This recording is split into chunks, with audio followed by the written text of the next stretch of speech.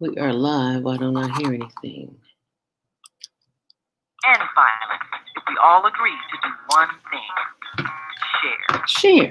Let's share our wisdom, share our time, share our talent, share our finances, but most of all, let's share our love. This is the Female Solution. Join me, Naima Latif, every morning, 7 a.m. to 9 a.m. Central Standard Time, as we bring you stimulating discussions about the issues affecting our lives. If you're listening online at www.blogtalkradio.com/the-female-solution, press the blue button that says follow and get our daily topics every morning directly to your email and your smartphone. Hi, I'm Naima Latif, executive producer of the Female Solution radio show. We invite you to call in 515-605-9325 and participate in this daily think tank as we examine the challenges we face and develop solutions that restore peace and harmony. We are global transformers, changing the world from the way it is to the way it should be. We are one. Wherever we live on this earth, we are one human family. On behalf of our team of radio hosts, I'd like to extend a greeting to all the members of our family, whenever and wherever you may be listening around the world. To our family in China, Ni Hao. In India, Namaste. Namaste. In Japan, Konnichiwa. Konnichiwa. In Korea, Annyeonghaseyo. Annyeonghaseyo. In Russia, Здравствуйте. In Germany, Guten Tag. In Spain, Hola. In Italy, Ciao. In Egypt, Hasta Masada. In Ghana, Akwaba. In Nigeria, Camille. In South Africa, Salbona. In Senegal, Nangada. In Kenya, Jambo. In Israel, Shalom. In Pakistan, Afghanistan, and Saudi Arabia, Assalamu alaikum. Greetings, and may peace be upon you all.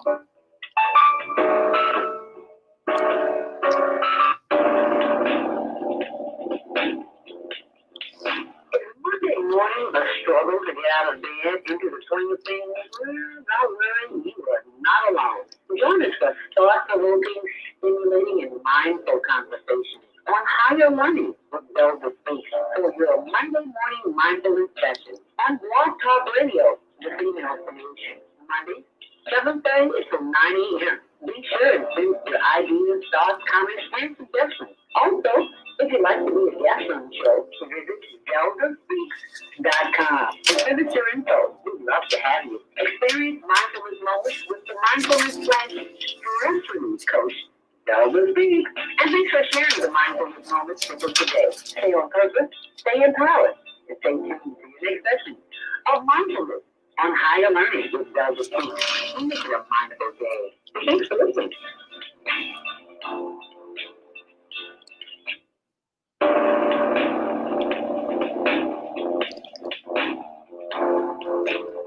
Grand Rising. And thank you for joining us this morning here. It is the last show of the year. Wow. Welcome to the last show of 2020. My last show of 2020 anyway. Welcome to Monday Morning Mindfulness, Higher Learning with Zelda Speaks. And we are just here to start your week off with the mindfulness stress relief session. Hope your weekend was good enough, long enough, well enough, you got enough rest, participated in the festivities of your family during these holidays. As we continue the celebration with Kwanzaa, today is day 3, and Sister Naima Latif will be calling in and sharing information on that, as well as the results of this past weekend of the HWPL Peace Summit that my sisters of the microphone and myself were involved in.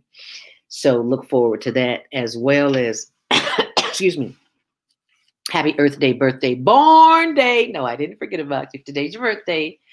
We're celebrating with you. We're celebrating life with you right here on the Female Solution. So thank you so much for being a part of today's show.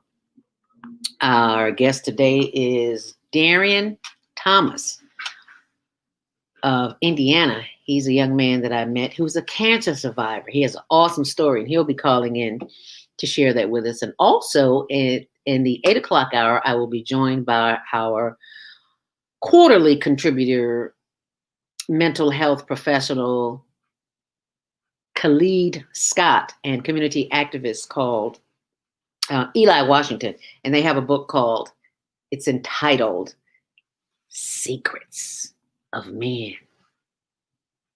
You don't want to miss that show, so pick up your phone and call somebody or text somebody and let them know that the Female Solution is on, because, baby, we going to get the secrets today, okay?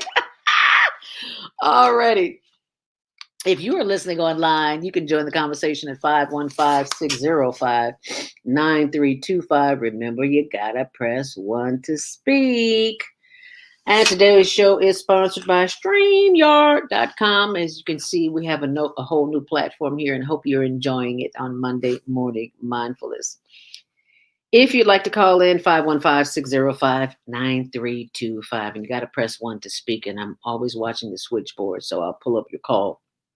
And if you're online, we are, yes, live on Facebook.com, Zelda Speaks, as well as HLN TV Show, and our YouTube channel, Higher Learning TV Show.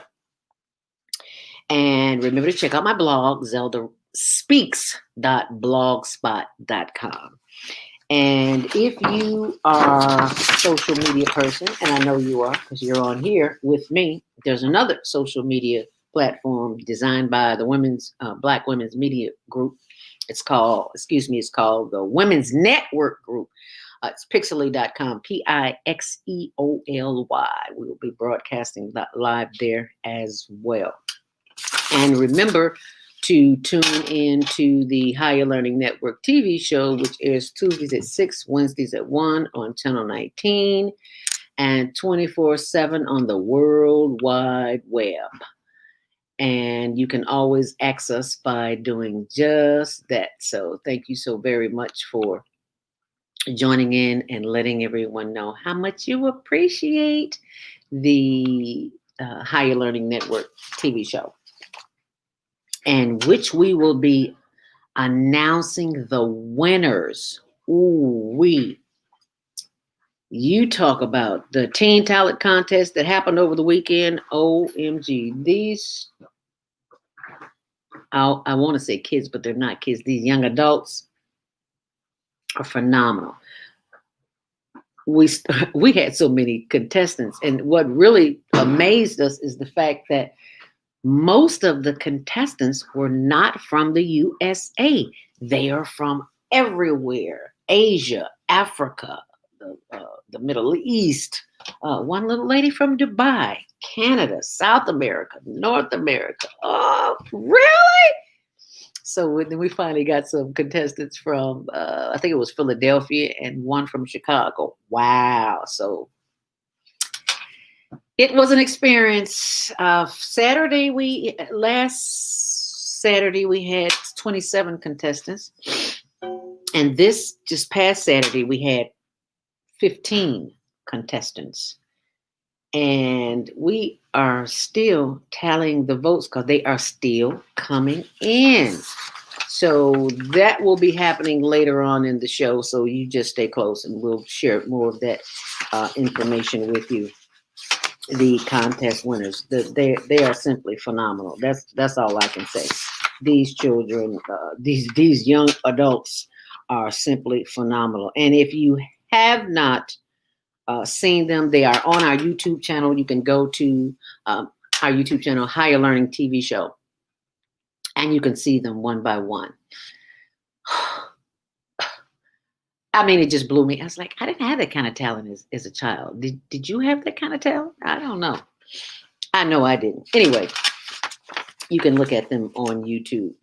And while you're there on YouTube, be sure and like and subscribe and share. But most important, to subscribe. We really appreciate your subscription. So We thank you for that in advance.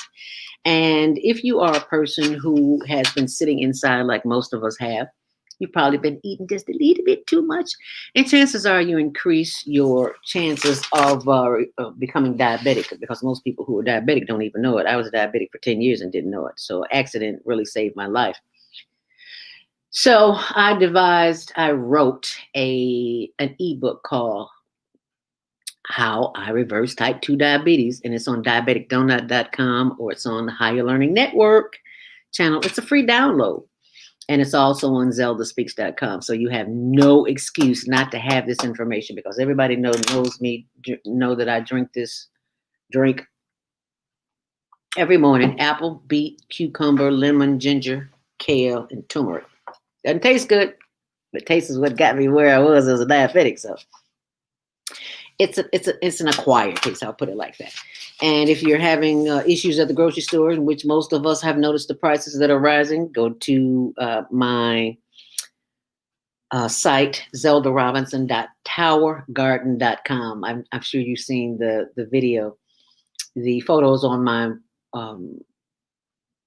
WordPress, site, zeldaspeaks.wordpress.com, and I show you the progress that I'm having for my tower garden, growing my own veggies at home in an apartment in Chicago in the wintertime. And you know that is not easy, but Tower Garden has made it easy. So you go and check it out. Not everybody had the ability to have a garden in their backyard, because I don't have a backyard. Like Naima Latif did, our executive producer of the Female Solution. Just go right back in her backyard and get some dandelion or tomatoes or whatever it was she wanted. So if you haven't seen that, be sure and go to the Female Solution page on Facebook, and you will see that. And last but not least, if you're in pain like most of us are, go to zelda.now.site. That's SITE, zelda.now.site. Give you some information on the healing properties of a healing app that I have. Same one that I get when I go to the doctor, my chiropractor for pain, Dr. Jason Lee Smith. Thank you, Dr. Jason Lee Smith. At Wicker Park Health and 606 Health.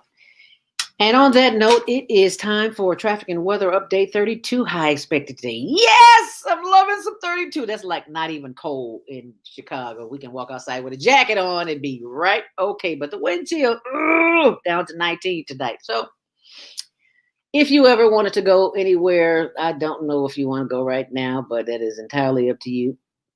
You still have the pleasure of traveling. I have girlfriends been all over the place. I'm like, wow, y'all just traveling just like that? Didn't even invite me. It was like that. Oh, okay. All right. Okay. My time coming. As we take a look at the Metro, there is one delay on the UPS West line. No reported delays on the CTA, but as we take a look at the Kennedy inbound, it is 15 minutes inbound, 18 on the reverse. On the Eaton's, 22 in, 20 out. Excuse me. On the Eisenhower, a little congestion here. 25 minutes inbound, 28 on the reverse. The Stevenson, 15 in, 20 out. And the Dan Ryan, 15 in, 17 outbound. Bishop Fort, 13 in, 12. And Lakeshore Drive, 11 in and 10 minutes out. And that's your traffic and weather, sponsored by Karen Kelly of itex.com. If you are in the market, if you're an entrepreneur or business owner and you are in need of supplies or services, like we have services, we produce a TV show, and there are people who may need that, and we have other products and things that are available. So go to itex.com, sign up. You get a $100 bonus for just signing up. And right now, I want you to sign up for your quiet time, which is your morning meditation time, which we will be doing in 1 minute after I read from you Inspirational Conversations with Shalamat Israel, aka Zelda Speaks. And I will be reading to you from December 27th, which was yesterday, but I read what the Spirit gives me. And it says, how much is too much? Who determines how much is too much? What may be considered too much for one person may not be for the next person. One person can eat and drink so much and faint, while the other person is just getting started. No two people are the same. So stop comparing. Stop comparing yourself. It's not healthy and it's definitely not smart. We only wind up alienating each other. The key is balance. Don't overdo it. Do everything in moderation. Can we say moderation? Moderate, not eliminate. Inspirational conversations with Shalom with Israel, aka Zelda Speaks, available at zeldaspeaks.com and the Higher Learning Network.org. Proceeds benefit the Youth Teen Talent Contest that we had this past weekend. Phenomenal, and we will be announcing those winners lately. But right now, let me take the time for us to go into our Monday morning mindfulness meditation. And this is the time where you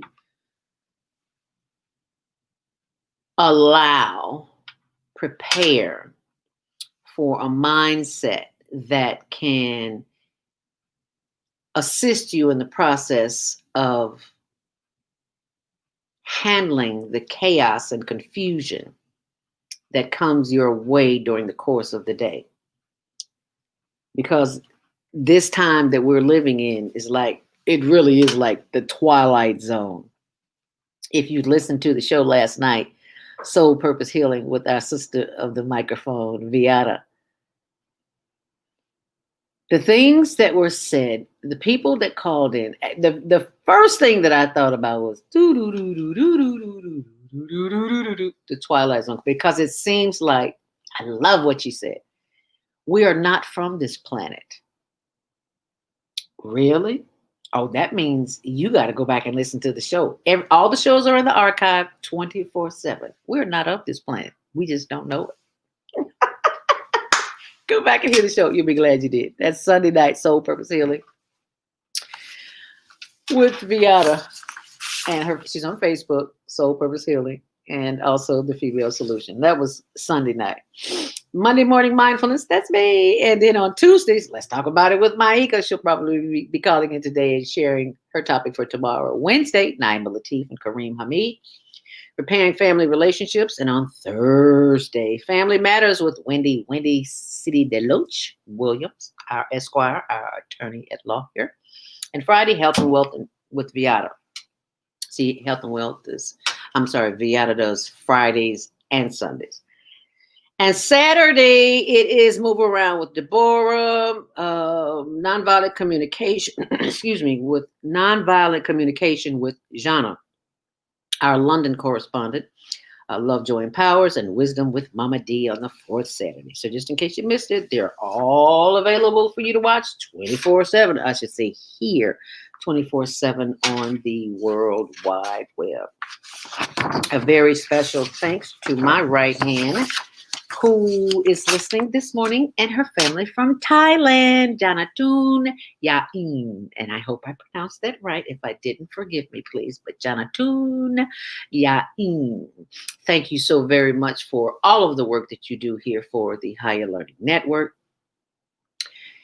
The graphics you see on the screen, that little girl is awesome. I keep calling her a little girl. She's a grown woman, but she's just a baby to me. But she is helpful no matter what her age is. So thank you. My right hand, left hand, and everything in between. Thank you, Jonathan, and thank your family for being so patient with her, because I know she works all time, day and night. It's nighttime there now, and it's morning here, so she's just, every time I wake up, she's on the computer. It's like, okay,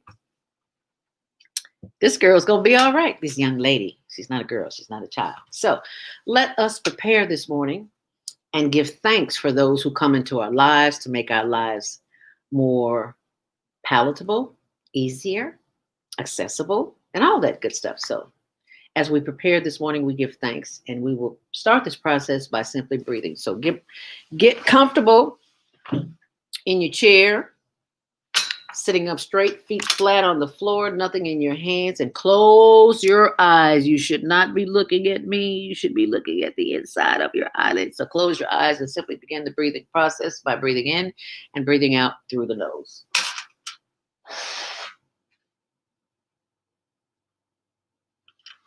So you'll inhale deeply to the count of 5. Hold it. And then exhale through the nose. And why are we breathing through the nose? Because chances are you will breathe a little deeper. You can feel the lungs. You can feel your chest swelling up as you inhale, and it should deflate as you exhale. So breathe in and breathe out. So let us begin the process. Inhale deeply. Hold it. And exhale. Inhale deeply. And exhale. Once more.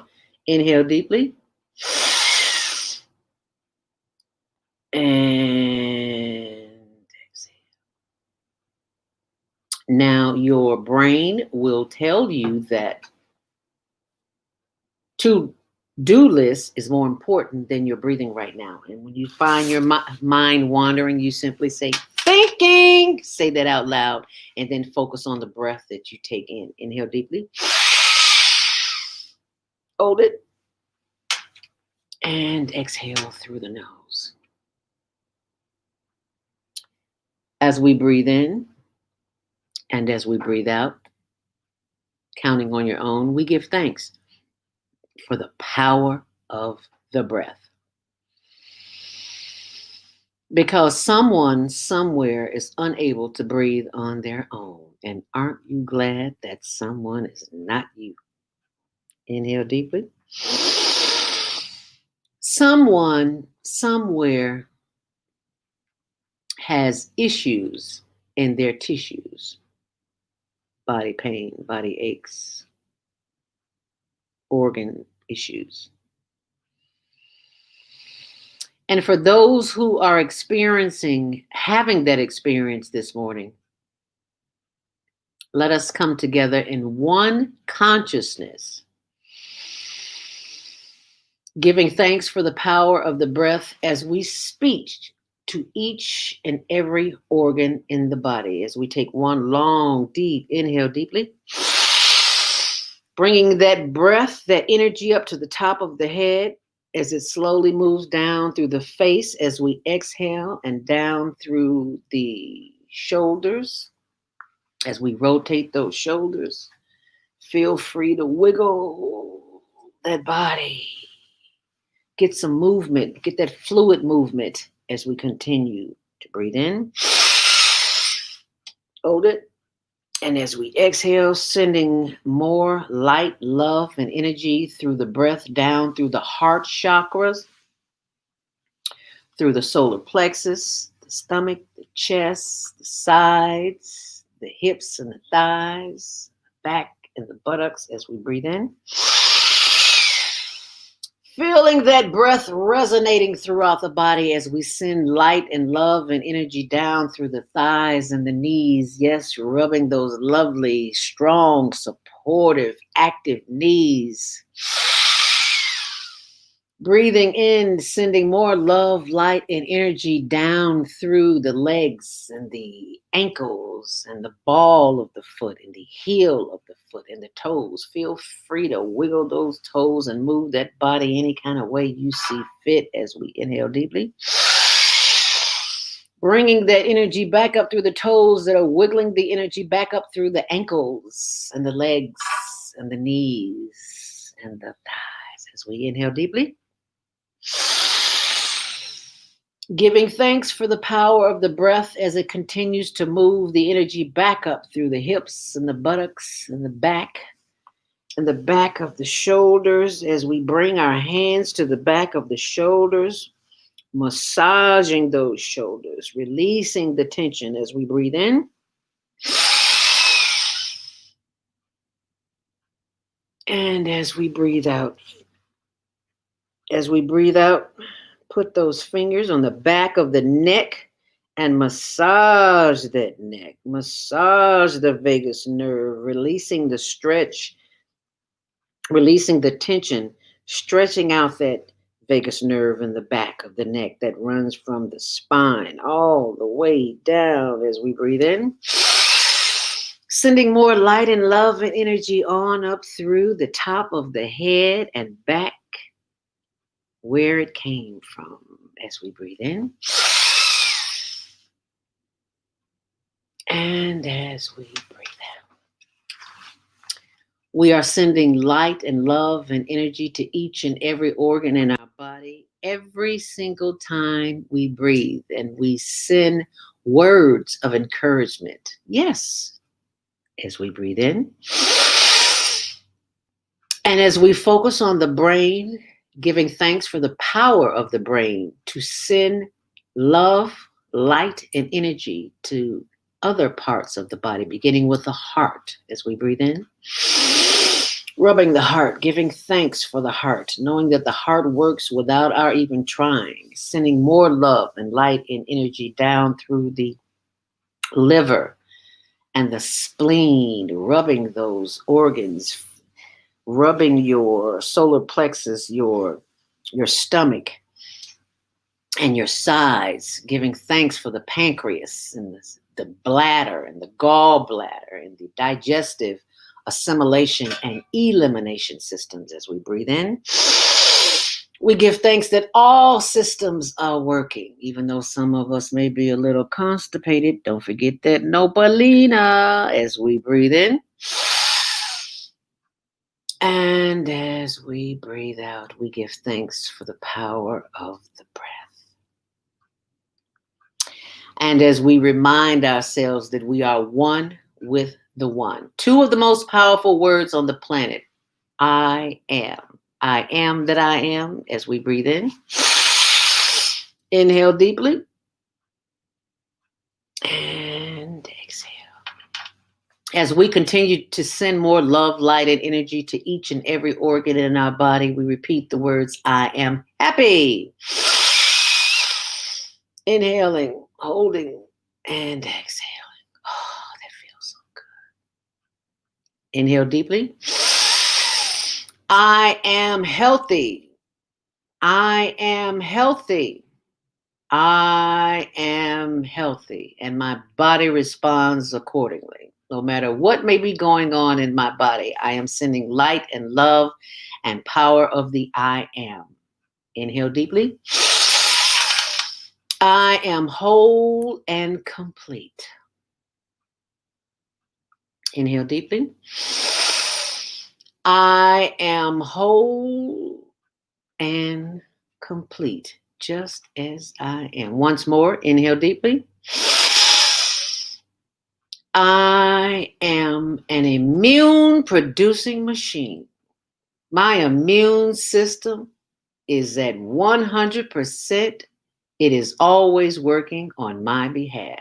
Let's do that again. Inhale deeply. Repeat the words. I am an immune-producing machine.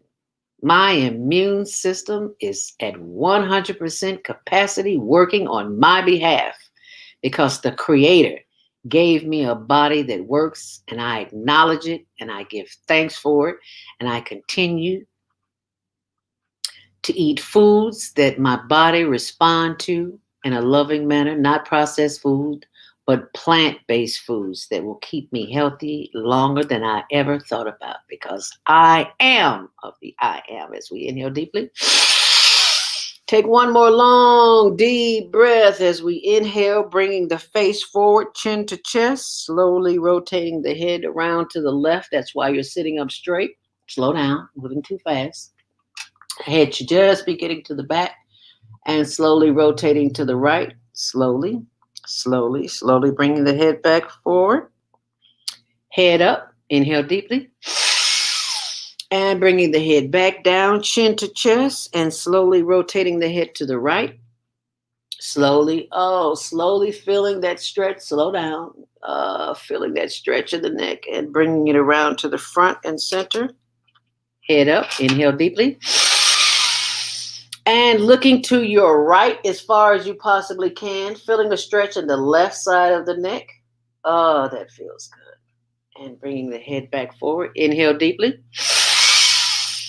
And turning your head to the left as far as you possibly can, feeling your stretch in the right of the neck and bringing the head back forward. Doesn't that feel good? I know you feel good. Inhale deeply. And exhale. And this is something that you can try, that you can do, not try, but do every single day. As we give thanks for the ancestors for guiding us through this Monday morning mindfulness meditation, we give thanks. As we inhale, hold it, and exhale. Ladies and gentlemen, you have just experienced something, an experience that you can experience anytime, day or night, when you are confronted, feeling uneasy, and don't know what to do. You simply inhale deeply and exhale. And I can see the smile on your face because, ladies and gentlemen, you have just activated the happiness gene right there, just by the process of your breath. And breathing along with me this morning, I would like to welcome to the podium, to the stage, a young man who is adjusting his camera, and I need his camera to fit with mine, and I just lost him, so I don't know what happened. I think he's on his cell phone. So we're going to go to a commercial break, and if you'd like to call in, we would love to have you. 515-605-9325. Press 1 to speak. And when we come back, we will be joined by our very own Darrien Thomas, cancer survivor. He's got a heck of a story. So you be sure and call somebody or text somebody and let them know that we're on. And you can make a difference in the quality of their life. So you stay close, and we'll be right back here on The Female Solution. What happens when a group of people are kidnapped from their homes, smuggled away in chains, and held captive in a foreign land where they are tortured, raped, and forced to perform hard labor by the lash of a whip and under the constant threat of death? Slavery, the African American psychic trauma. What happened to the doctors, writers, scientists, builders, educators, and spiritual leaders from Africa's golden age? Who did they really capture and sell into slavery? Are all African Americans suffering from psychic trauma because of a conspiracy to hide their true identities? Do you have psychic trauma? Take the test on page 22 of the book and see. Order it online today at www.naimalatif.com. That's www.naimalatif.com. And get your personally autographed copy of the book, Slavery, the African American Psychic Trauma. Are you constantly arguing with your spouse? Are your children misbehaving? How you doing, sugar? Someone in your family abusing drugs? Have you been the victim of domestic violence? Are you grieving with the loss of a loved one? Let us help you restore serenity to your life.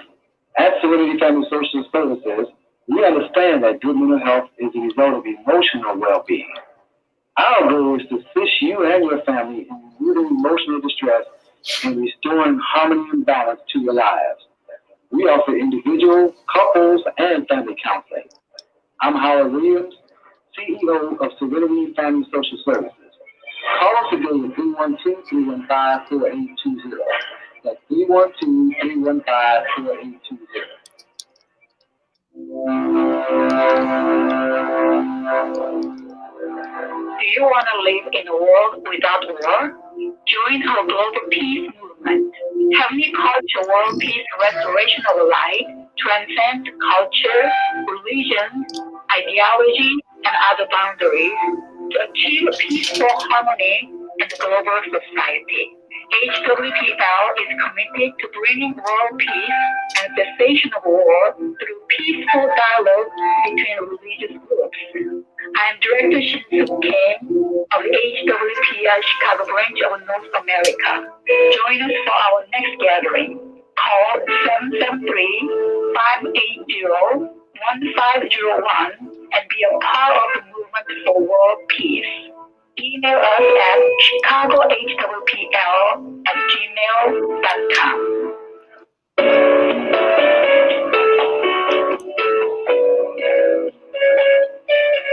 Listen to the advisors. I invite you to a private reading in the areas of business, health, finances, relationships. My introductory cost of $20. Please call because there is a higher power that can help me help you. 312-802-4743. Peace and blessings to you all. Call me 312-802-4743.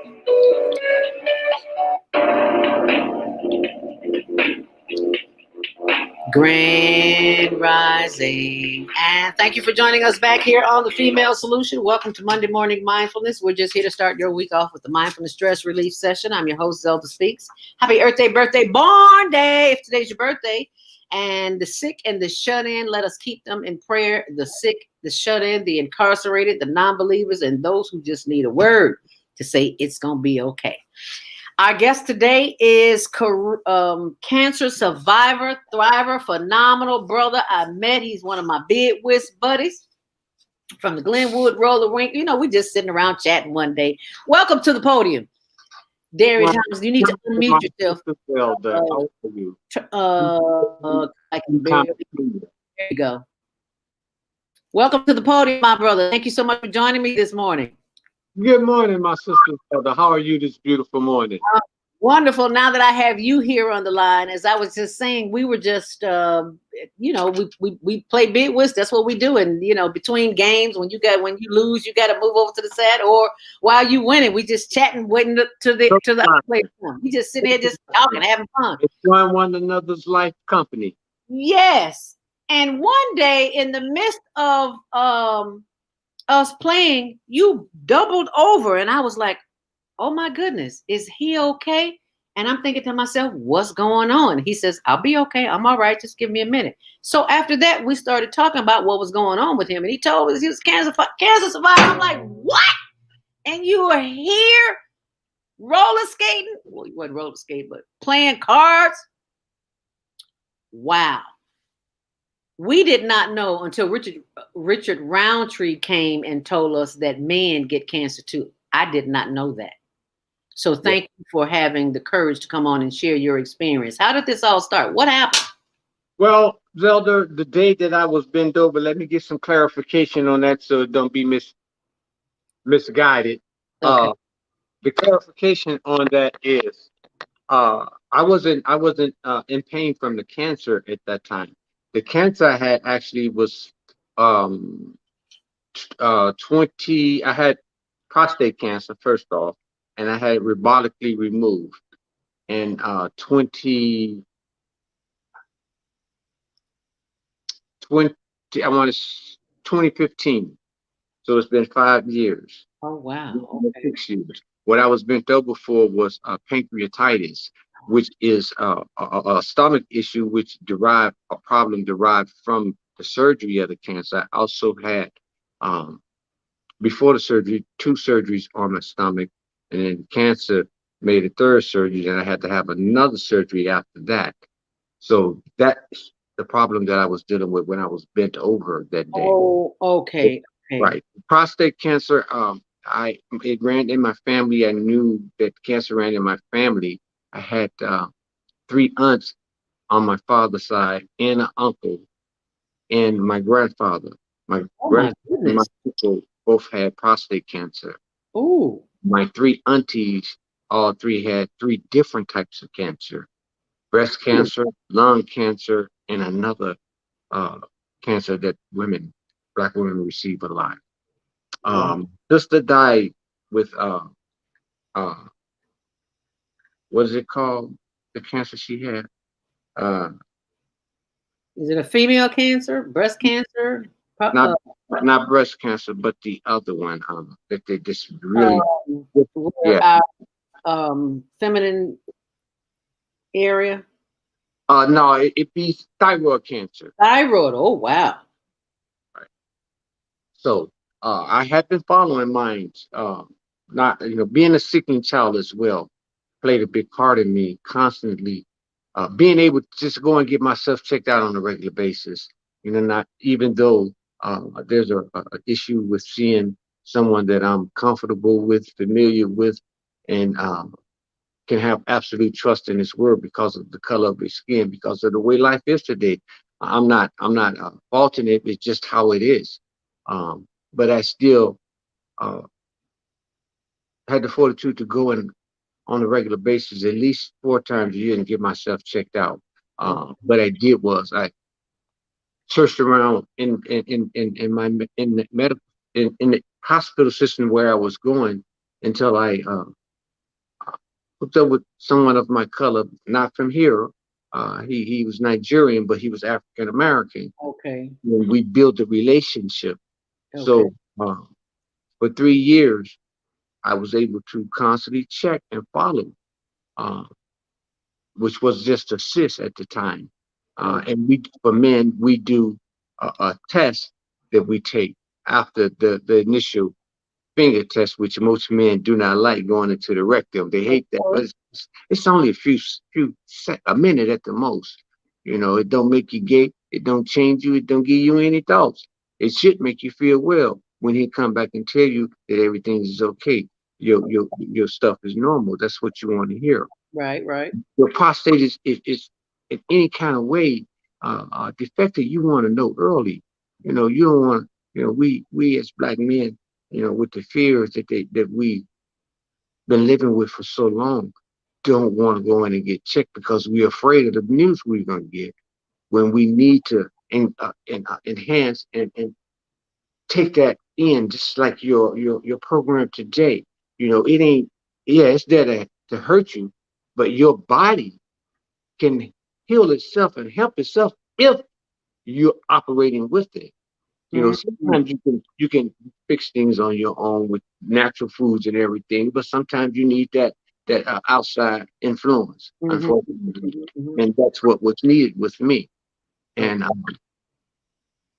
I followed it for 3 years, me and this doctor.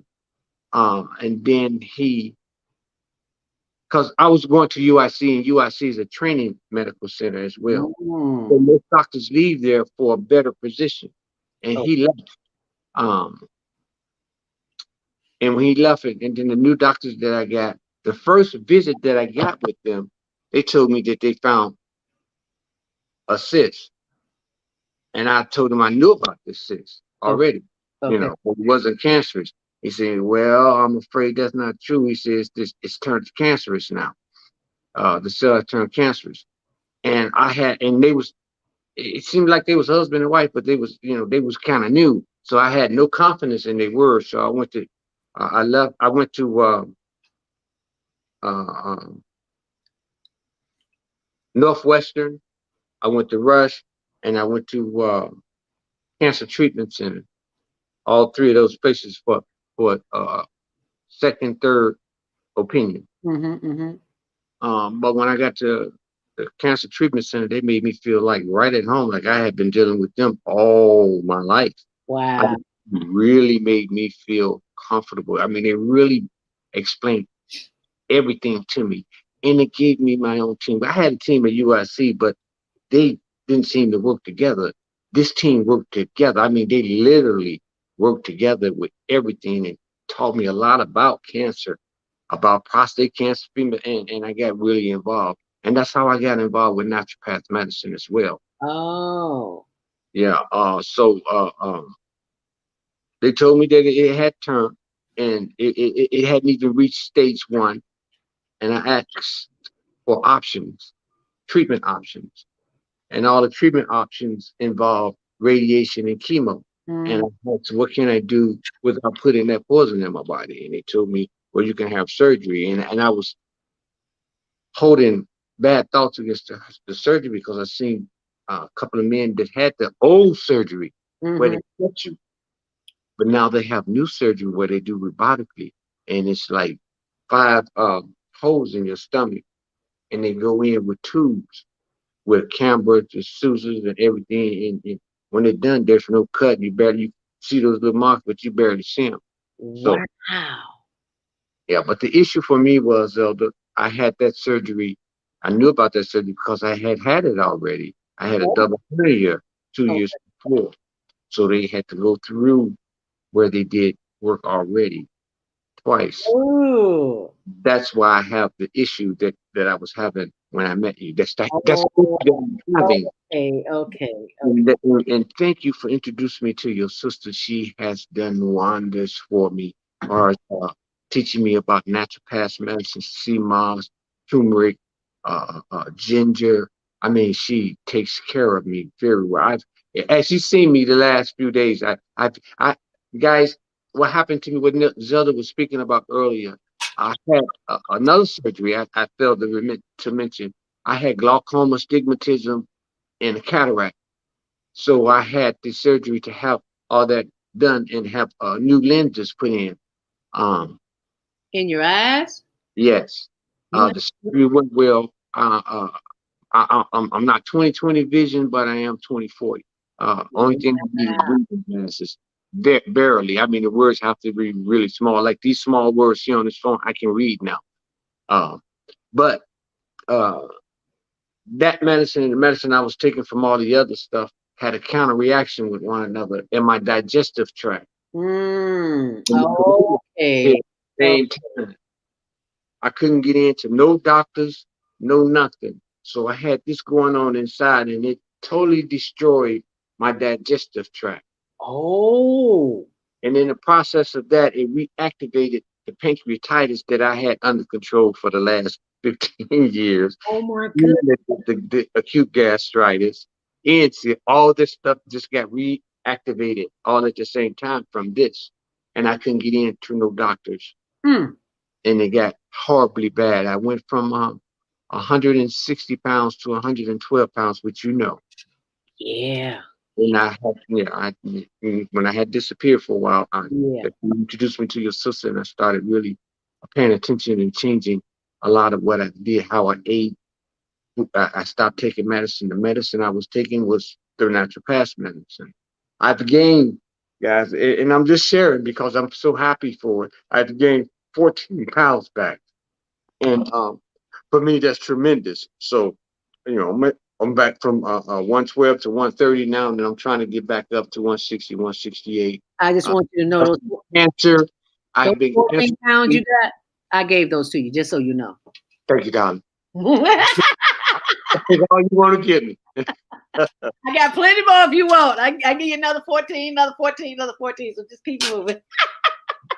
And for the cancer, my readings has been for the past 5.5 years, 0.0001.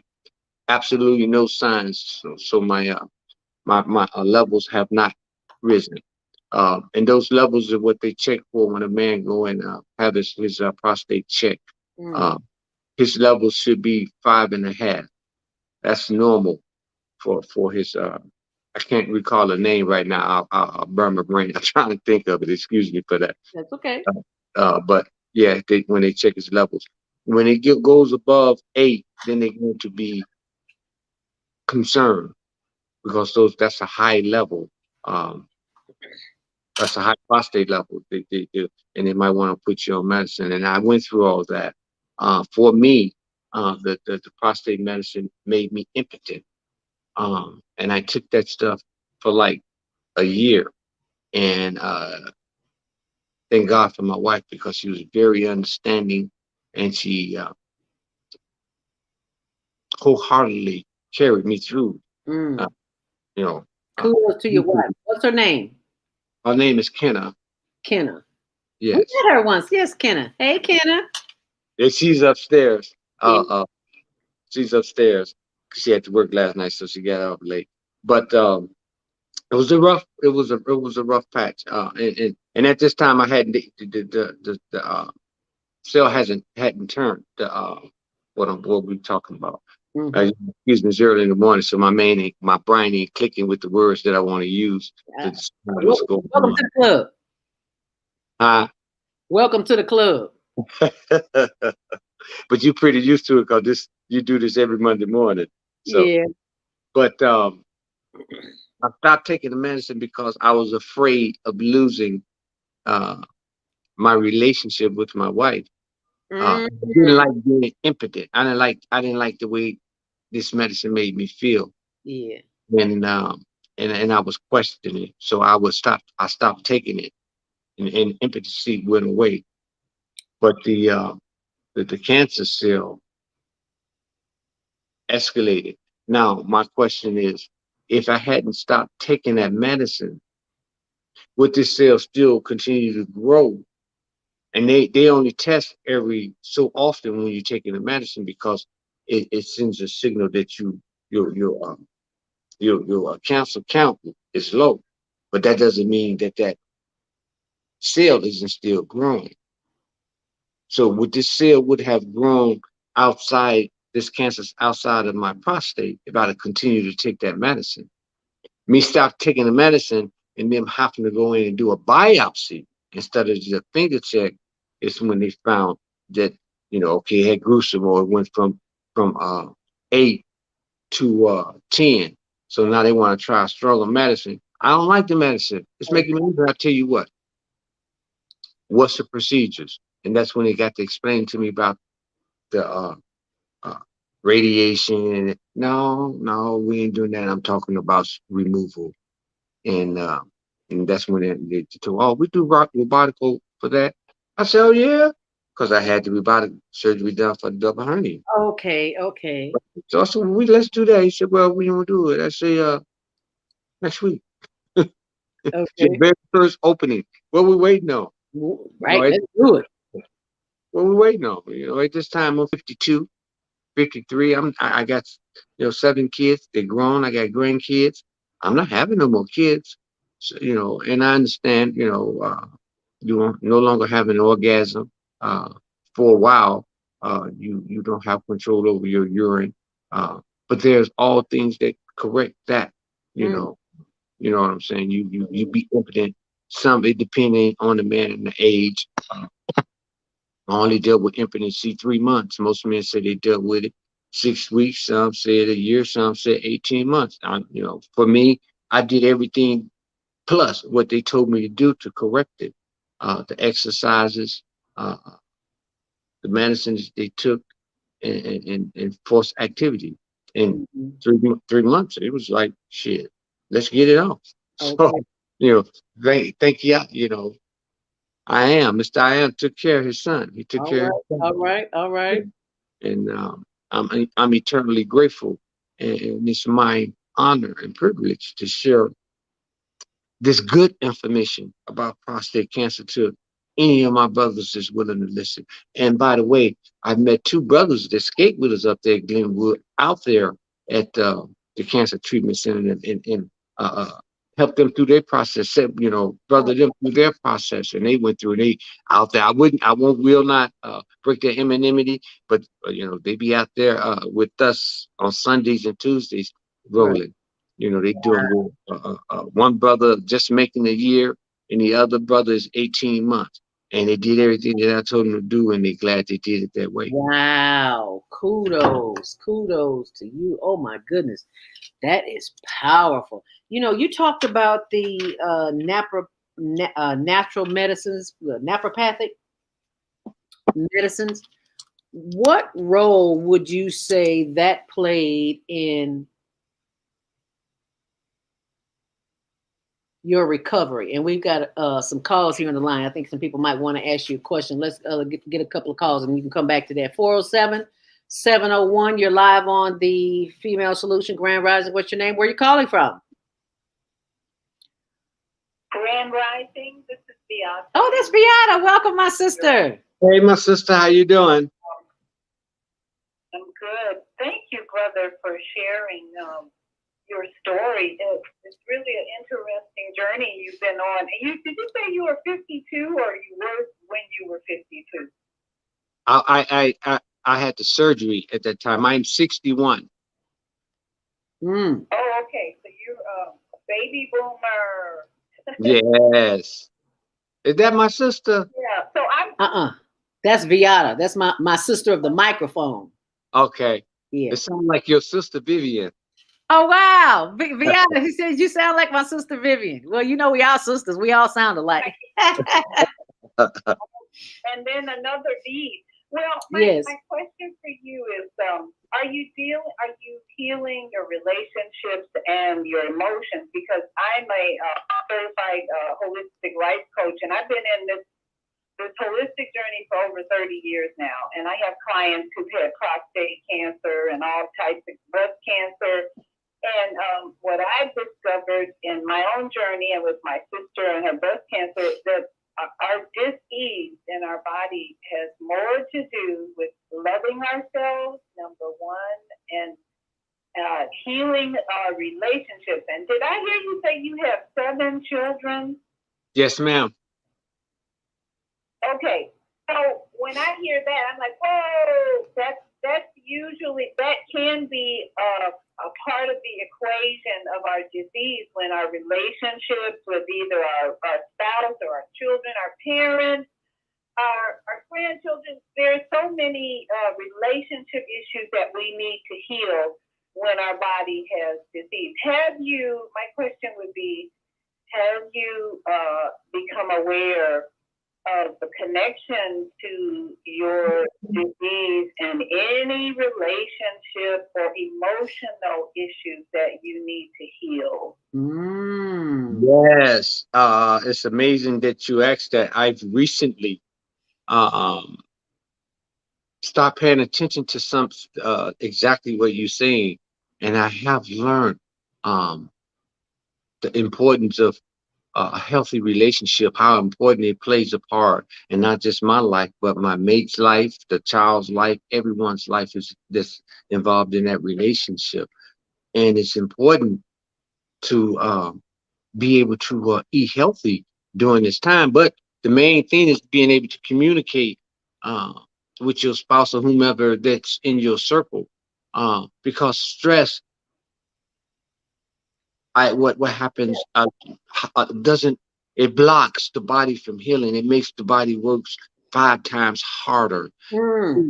Mentally, it takes you away from the chore, from your task, and it allows you empathy. You know, it allows you to accept sympathy and turn that sympathy for me into a crutch. And in this crutch, I'll start to do things that I know I shouldn't do, that's going to go against my recovery process and my growth, mental, spiritual well-being for me and anyone around me. Now, this is for me. This is what I learned about Darrien. And this is from low self-esteem. This is from low self-esteem and fear that it operates out of for me. She asked me, what did I learn about Darrien? And that's what it's all about. Learning to be true to me. And if I can be true to myself, then I'm going to be a great asset to anyone that come in my life, because I'm going to be honest and truthful. And that's where I'm trying to get to. Wow, that's powerful. Big. Thank you for your transparency and your honesty. And I know that a lot of people will be helped by this story that you're sharing. So you keep up the good work, and your body is loving you more and more, and you have to love your body more. Thank you, Darrien. And thank you. And if you don't mind, I'm going to get your information from Zelda, because I need definitely to learn more and go farther, and try to introduce this new way of life to the rest of my family. Would that be okay? Yes, it'll be okay. She left. Yeah. Let's see if we can get another call. That was my sister of the microphone, Beata, host of Soul Purpose Healing. If you didn't hear the show last night, do yourself a favor and go back and hear it, because you might be in the twilight zone and not even know it. Let's go to the phone line, 312-671. You're live on the Female Solution. Grand Rising. What's your name? Where you calling from? And what's your comment for our host, Darrien Thomas, cancer survivor, sharing his expertise with the world, his experience. 312-671. We on Shalom, yes. Okay, all right. We win. Assalamu alaikum and Grand Rising. Good morning. How you doing? Grand Rising. Thank you so much for calling. What's your comment as it relates to the cancer survivor? Yes, well, I am too. My name is Minister Robert Floyd Cole Trump, and Oops, looks like he just got disconnected. Well, you can go ahead and finish that We'll go take some more calls. You can finish. I would. That's one of them conversations I think I got interested in. You know, my first wife, she also studies with that religion that he's dealing with, Muslim. Mm, So that was interesting that, you know, I was going to get into that conversation with, but she left. And I study Hebrew Israelite, okay. and she actually introduced me to Israelite, but she went the other way because she had a nasty taste in her mouth from her first child's father. But Okay. Okay. it's interesting how what she was saying, how you can learn to live in the same household, two totally different practicing of religion, um, and then to go from practicing a religion to no religion at all, Ooh. Oh. just a monster, nasty person, and Mm. someone right there in your corner and see why you're doing everything you're doing wrong. Wow. Yeah. Well, And excuse have me. the God beautiful feeling gift of forgiveness for you. Mm. That's amazing. But you know what, sister? If you weep and if you have not gained honesty with self, you gonna run from that because I sure did. That Oh. oh my God, I can't. My guilt, my shame made me 20 Oh. marriage. Oh. Listen, I Oh. destroyed my whole life. This is when I was with Chicago Fire Department. At this time, I had been with them um, 18 years. With the city in total, it was like 25 years because I started with Streets of Sand. And I went through a self-destructive past, you Mm. know, and this was what, you know, after doing some self soul searching, some writing, you know, and learning about myself. Um, Well, again, I'm glad to hear that you took the time to learn about yourself. And you know what? It's 8 o'clock. We've got to take our next commercial break, and our 8 o'clock guests are coming on. Would you please come back on the show and talk about guilt and shame? Because that's a whole other subject as it relates to the diseases that begin in our bodies as a result. Yes. Of cause so I gotta ask you to come back. And I don't want you to leave right now. I want you to stay as we are joined in the 8 o'clock hour by our veteran mental health specialist, brother Khalid Scott, and community activist Eli Washington. And they have a book entitled Secrets of Men. So oh yes, yeah, yeah, so please don't go anywhere. I want you to hang around so that you can hear this conversation, so that we can all be benefit from this conversation. So absolutely. they'll be here right after the break. So just mute yourself, and we'll be right back.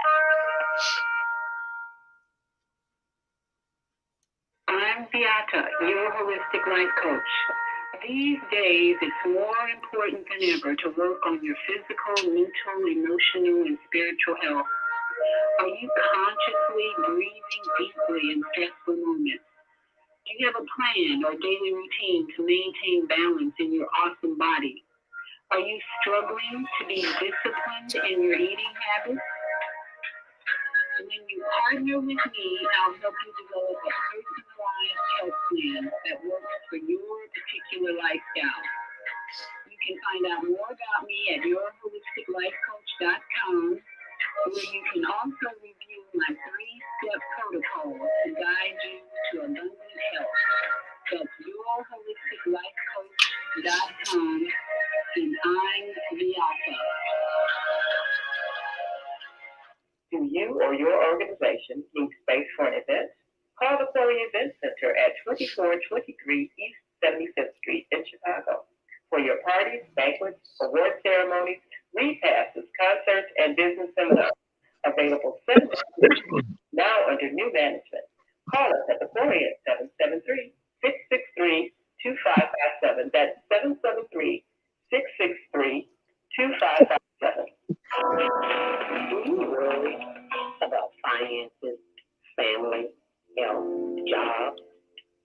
relationships? Are you in pain? Do you feel stuck? If you answer yes to any of these questions, help is available. Don't worry, you're not alone. It's part of the human process. You only feel this way because you haven't mastered the voices in your head. No hype, just down to earth, solid, workable tools and techniques that you can practice daily. It's really food for the soul. Whether you want to learn how not to worry about anything, reverse type 2 diabetes, publish a book, promote your product or service, or just make extra money. Take advantage of the deal of the day. Go to velvetspeaks.com or call 212-409-6619. Mention promo code The Female Solution and get free shipping. That's velvetspeaks.com or 312-409-6619. Stop worrying today. Visit velvetspeaks.com. Hi, I'm Dr. CJ of Valona Health, where we combine orthopedic manual therapy and neuroscience to treat the whole person. Our tip for the day is keep it moving. Doesn't matter how, just keep it moving doing something you enjoy. Walking, dancing, rolling on the floor with your dogs or kids, really anything. The body craves movement to keep its bones, joints, and the muscles happy. Even our mental health and internal organs and digestive system rely on our movement. Thanks for being a part of the Higher Learning Network, the Female Solution. That's right. Keep it moving. And that's what we're doing right here on the Female Solution Grand Rising. Thank you so much for joining us. If you just tuned in the 8 o'clock hour, welcome to Monday Morning Mindfulness. We're just here to start the week off with a mindfulness stress relief session. If you did not experience that this morning, it's not too late. You can always go back to the archives. It's always in the archives on blogtalkradio.com, the Female Solution, as we welcome to the conversation Secrets of Man, and that would be the authors of Secrets of Men. That would be veteran mental health professional Khalid Scott, as well as Brother Eli Washington, community activist.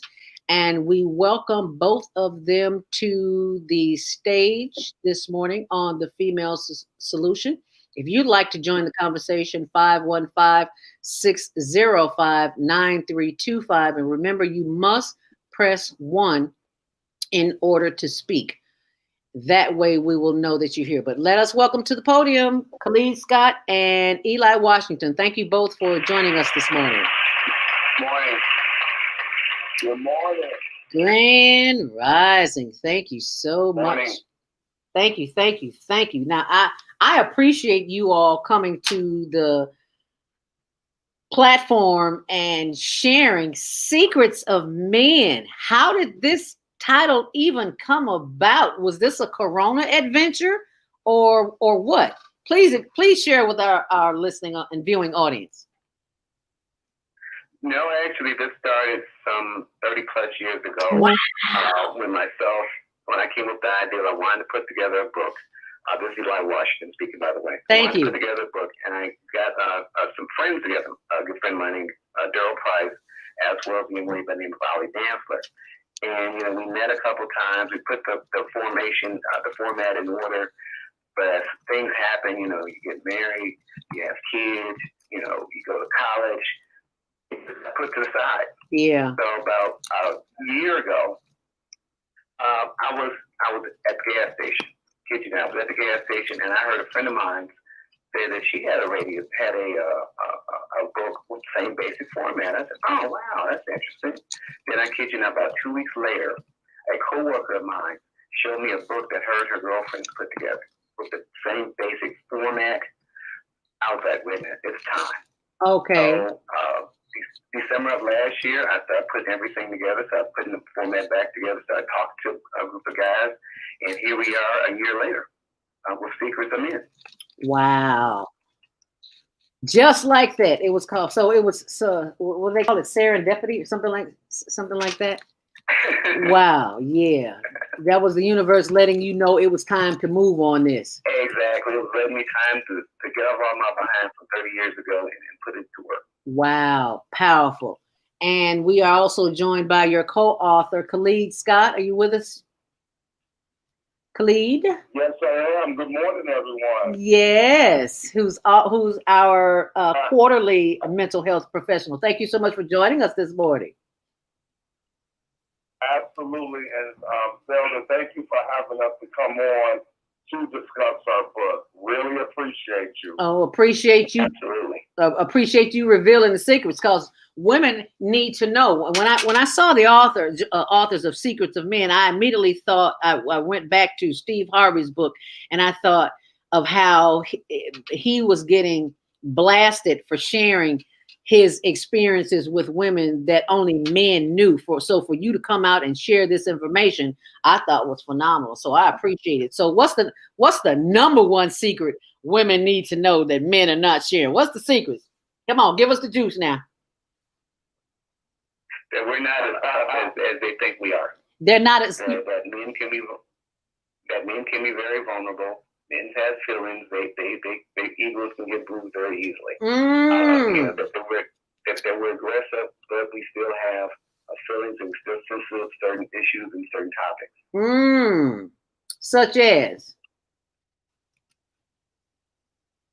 Well, let me go ahead.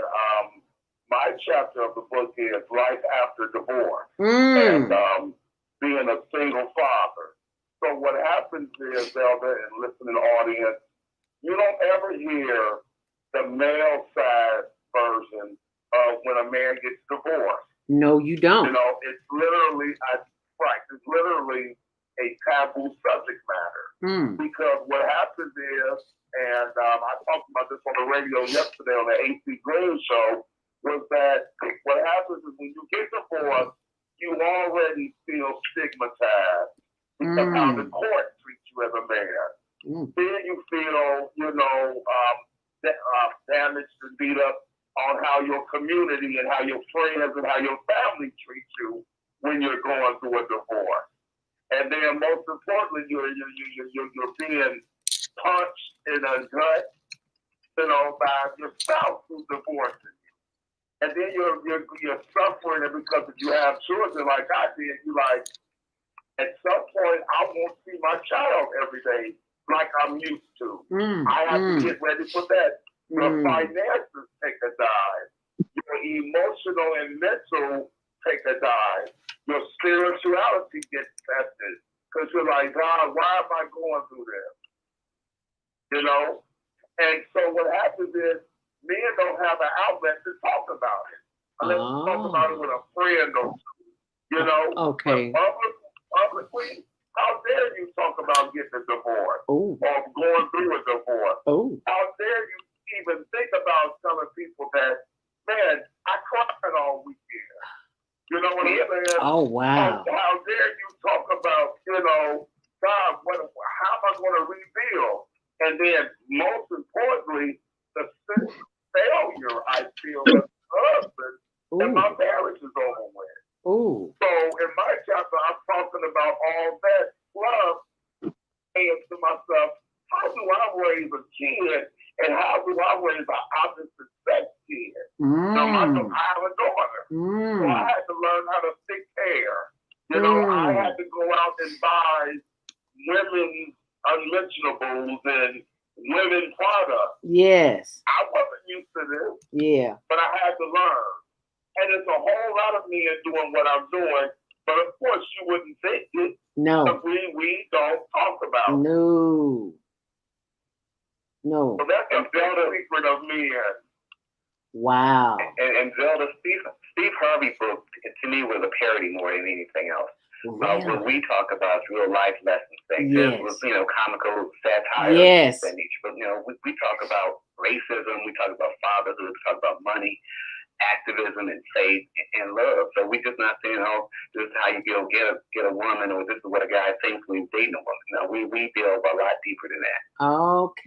Okay. Yeah. I didn't look at it like that, but you are absolutely right. What questions do you get from women that are answered in the book?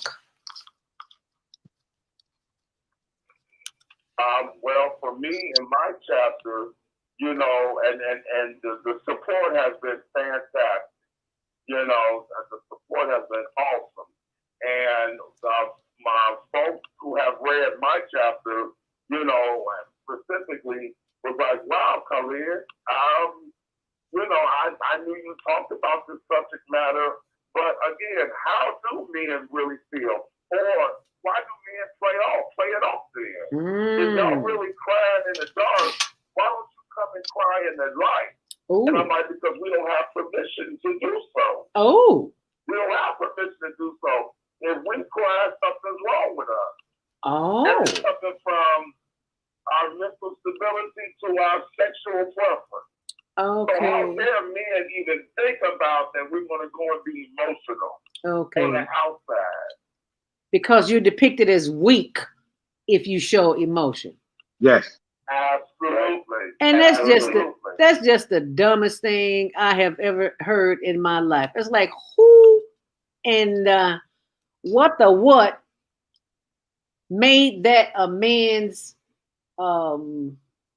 theme, idea, criteria? It's like, you're not a man if you don't show emotion. Why is that so prevalent, not only in this society, in societies all over the world? Why is that? That's just how we brought up.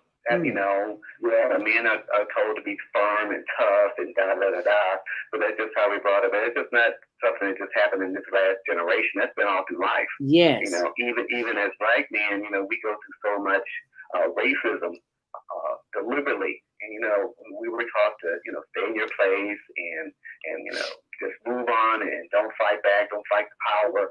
You know, not until the last century or so have we started becoming somewhat aggressive about our current situation and start fighting back. So this is not nothing that just started. This is generational. Right. Yeah, and it's been going on so long that society has just accepted it until today. Exactly. Is Arthur Iyanla Van Zandt would say, until today, because you have come forward and you have made this information available to our listening and viewing audience. And I applaud you for that, because I know you've gotten some flack along the way. We've got some questions from our viewers and listeners. We're going to go to the phone lines, area code 706-202. You are live on the Female Solution, Grand Rising. What's your name? Where are you calling from? 706-202. Grand Rising. Unmute yourself, please. Okay, I was muted. Apologize. Grand Rising and Abaragani. Grand Rising and Abaragani to you too, my brother. And it's Ujima and collective work. And this is very much on point with the brothers sharing, and all three brothers that you've had on, and being able to be transparent. And this is a part of the issues that we've had in our community as men. And the issues that, like the brother was saying, raising the daughter, having to, because I remember when I got divorced and my daughter would visit and having to go through that cycle of her having her cycle start while she was visiting me and having to go and do the same thing he's talking about. And I had a celebration with her brother. And what we're seeing is that there's a different energy of manhood and how we define ourselves, which was Kuji Chakalia yesterday. And that we have to begin to define what is manhood. And the part that we have is that we don't have a lot of, in our community, homes that have the two parents for men to learn about what a man is supposed to do. And he's correct, you know, suck it up, man ain't supposed to cry. Well, why did God give us tear glands then? Okay. We have to use them. So the part for me is that I'm listening to that generation. I'm 70, and listening to those young men and what they're doing. I commend them for being able to now being able to speak truth, because that will help the next generation of men. Because in this year, I've just had, in the last 3 months, I've had 2 great grandsons born and a granddaughter. So I'm looking at what is for them, and now I hear these men speaking, and I know what my son and my grandson are.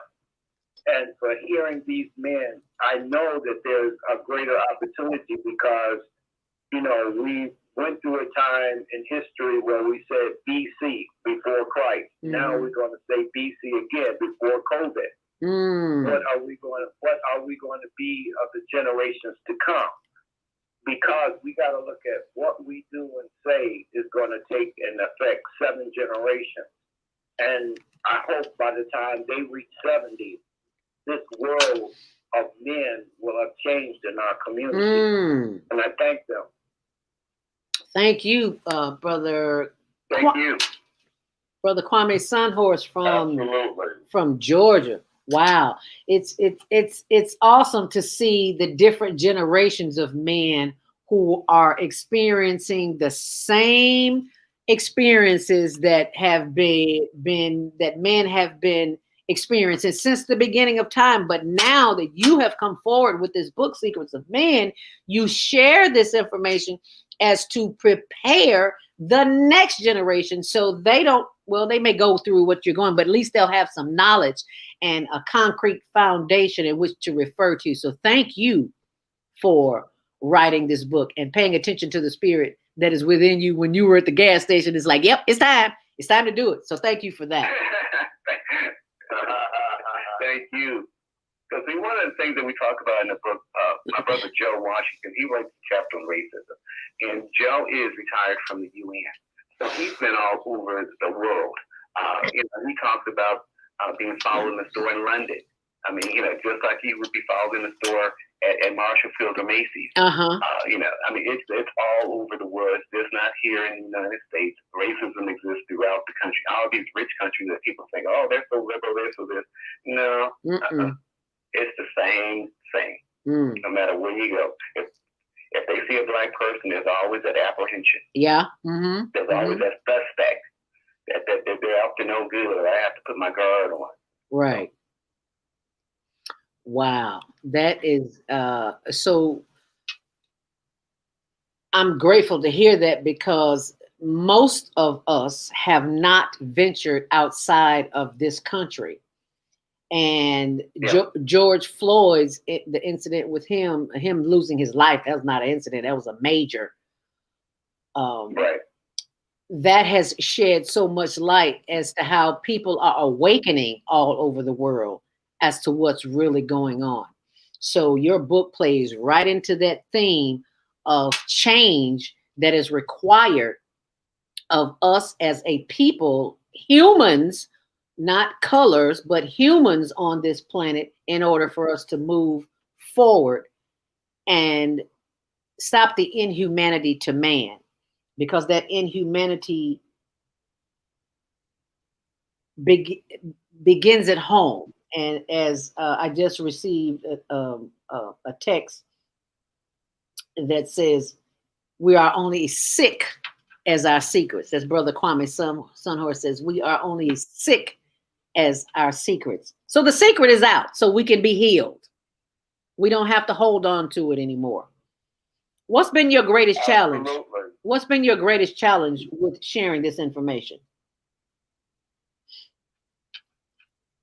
Well, for me, there hasn't been a challenge. It hasn't been a challenge at all, other than just sitting down, writing your thoughts out. And being succinct and being honest and being transparent about what you want to say. Like when I was writing my chapter, I was like, well, this is where I get to talk about my ex-wife and what she did. And I was like, no, because then that would show that I haven't healed. So what happened was, the only time I mentioned my ex-wife was that now that we are good co-parents to my 18-year-old daughter. Okay. Because the wonderful thing is I've had 8 years to heal and deal with the divorce. And as you know, my daughter has benefited, from the healing and dealing that I did, because for me, I work under DCFS as well. So I see kids who come from broken marriages, or parents weren't together at all, or parents who don't pay attention to them, who have been abusive and have been neglectful. And I wasn't going to be another black father who neglected my daughter, because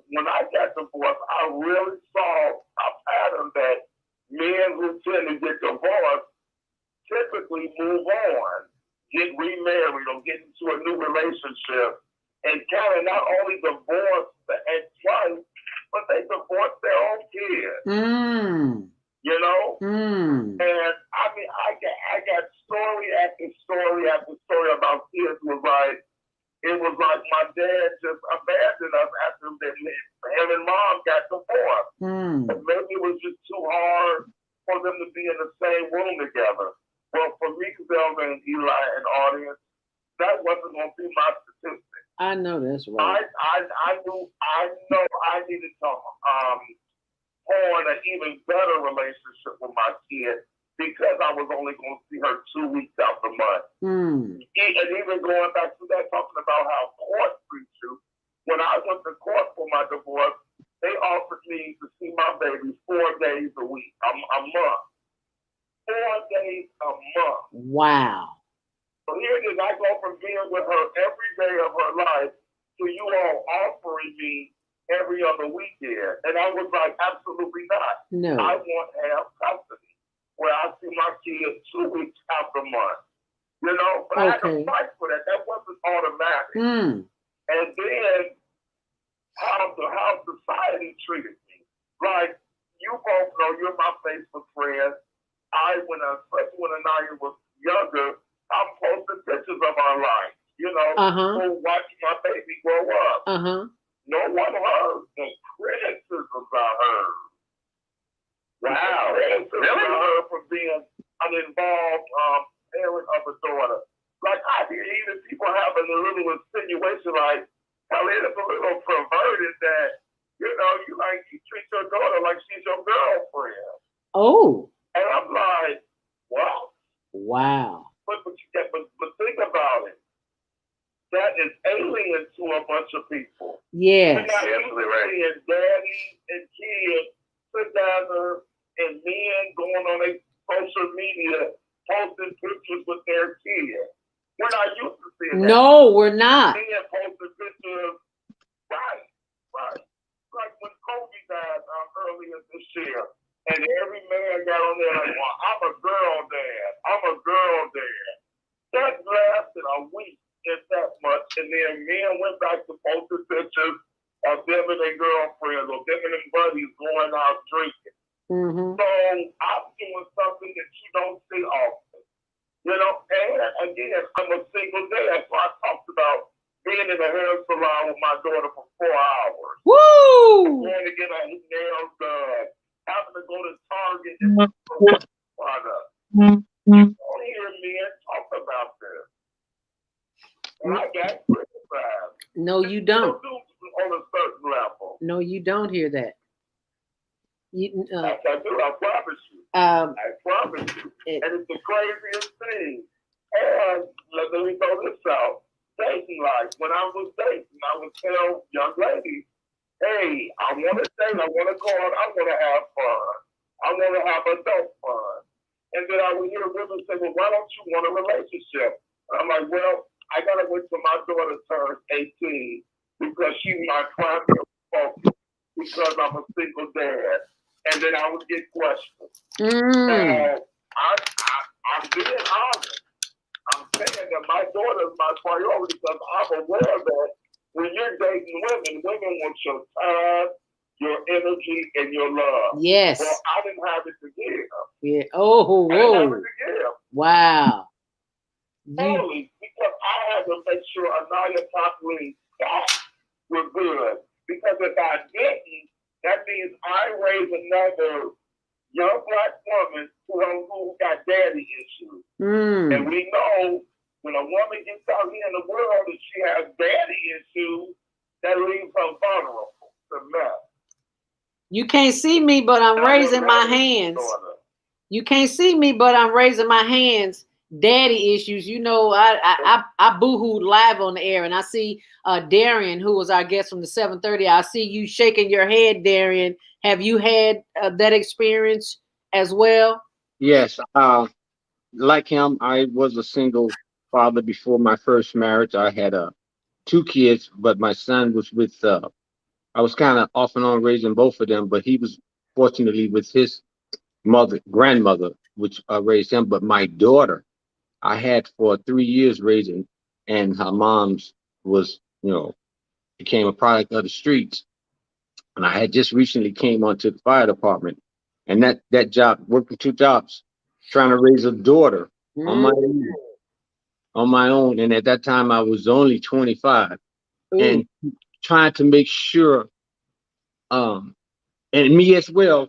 I was the one that had to teach my daughter about a minstrel thing. But fortunately, I come from a very large family and parents that taught everything. So I had a lot of experience and knew what to do in that area. But it's amazing on some of the things he was saying, what how people see or view you on the things you do when you just simply trying to make sure your daughter don't turn out like the products that's been turning out here in the street. Mm. Now, my brother, you also have to be conscious that your daughter don't become too stuck on you, because my daughter is, and that can be a big problem. It will become a problem to a point to where no woman that come in your life would be good enough, and if she's vindictive, if she really stuck on you, she would do everything in her power to break that up.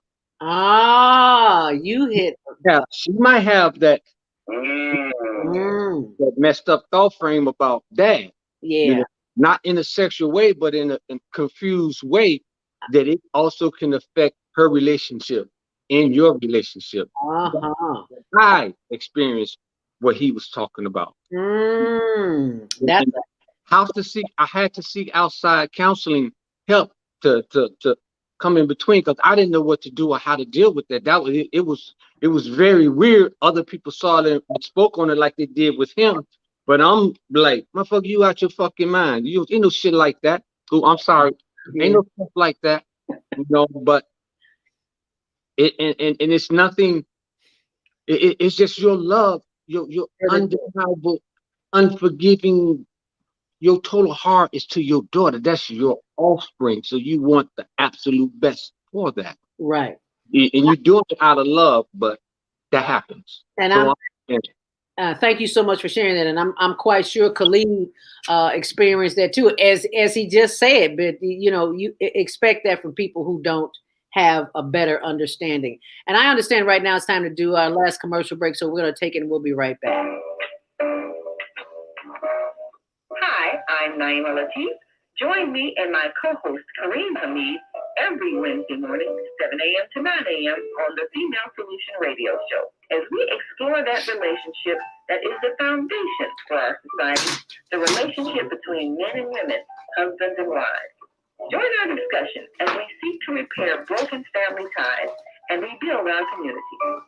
Listen online at www.blogtalkradio.com/the-female-solution.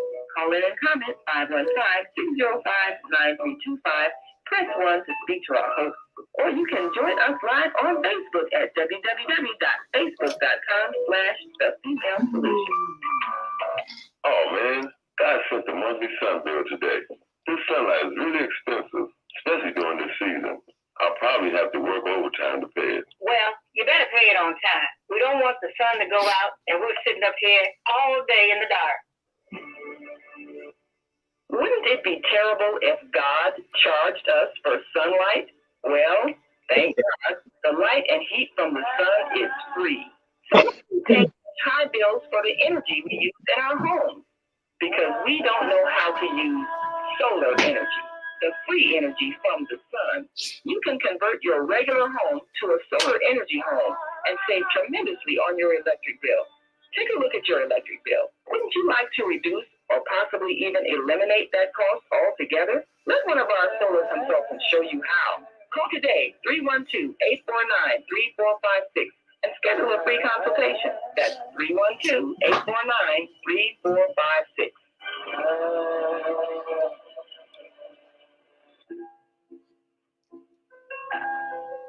Is your romantic partner fit for a long-term relationship? Are you? Do you know the signs to look for? Do you know the signs of unfitness for intimacy? Hi, I'm Wendy Williams DeRoche Esquire, attorney attorney at law. After 30 years in the courtroom as a family law attorney, I have handled enough cases to recognize 4 distinct characteristics that make a person simply unfit for marriage and parenting. How has the past practice of slavery and slave breeding in America affected our present-day behavior in our relationships? How can we change the current trend of 75% of Black children being born into and raised by single mothers but fatherless households?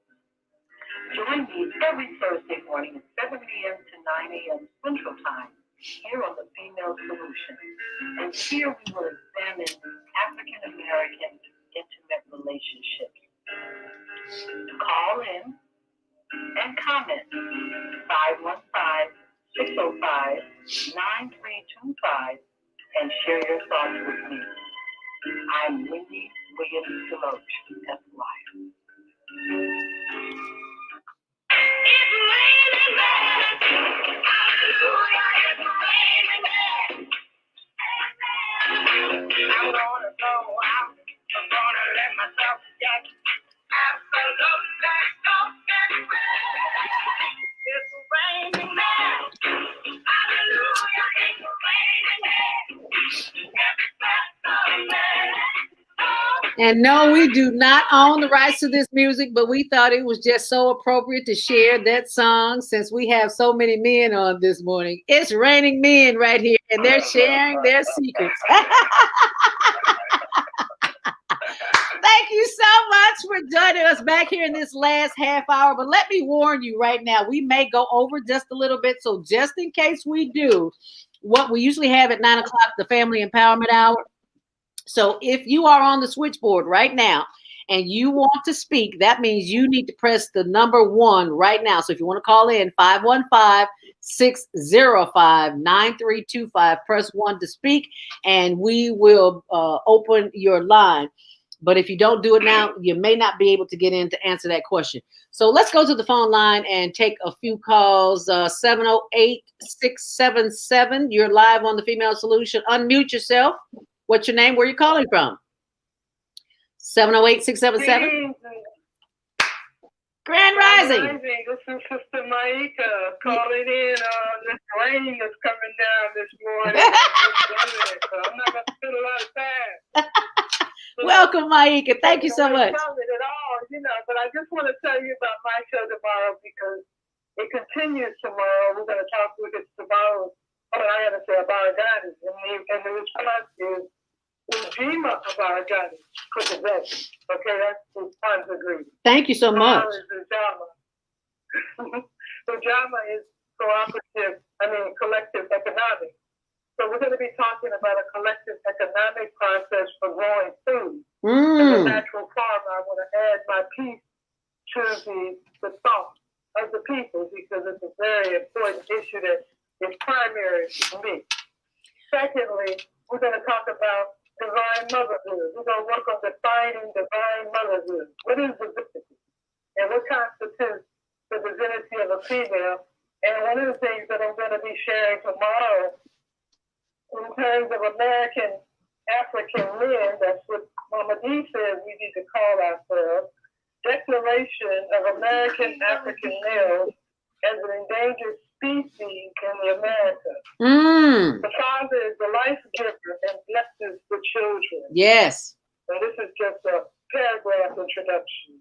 The African American male is the light and telepathy son of American African people, which are a new race of people forged from the genetic pool of every major race. Without his light, we as a people are doomed to extinction as a species on Earth. We will go the way of the dinosaur and other extinct species of life. Species now enthused as American African males are under the threat of extinction. Yes. Actions must be taken forthwith to repel these forces and rekindle the spirit, mind, emotion, and body of American African males in a spirit of love and thanksgiving for their endurance on this planet Earth. And I've outlined 37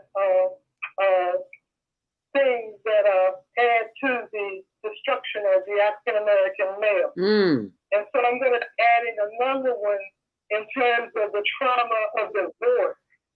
And it's and those kinds of things that are outlined in your book also. Yeah, I do have traumas from various experiences, birth, childhood, puberty, young adulthood, and adulthood, but I want to do something specific with the traumas of divorce. So you can join me tomorrow morning, and we're going to talk about these things.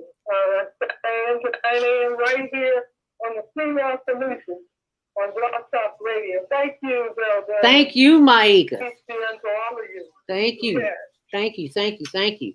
Maika was referring to, Maika will be on tomorrow morning from 7 to 9 a.m. Central Standard Time right here. And she was also referring to Wisdom with Mama D, which airs every fourth Saturday from 12 noon until 2 p.m. here on The Female Solution. And Mama D is an advocate of the Black man. And I just thought that was just ingenious of saying that Black men are becoming extinct, because that is what this whole system, Eli and Khalid, that's what this whole system is about, to tear our families apart by keeping the man of the family out of the family. We saw that in the movie Claudine. What, in the, was it the 60s or the 70s? Absolutely. Purposely. Right. This whole system is designed to destroy the Black family. But as Iyanla Van Zant would say, until today, because we have 2-3 awesome brothers on with us here today who are shining examples that this is not the case, because the secrets of men are being revealed. And I want to thank, applaud our brothers, Khalid Scott and Eli Washington, for writing the book, Secrets of Men. As we go to the phone lines, area code 313-823. What's your name? Where you calling from? And what's your comment? Unmute yourself, please.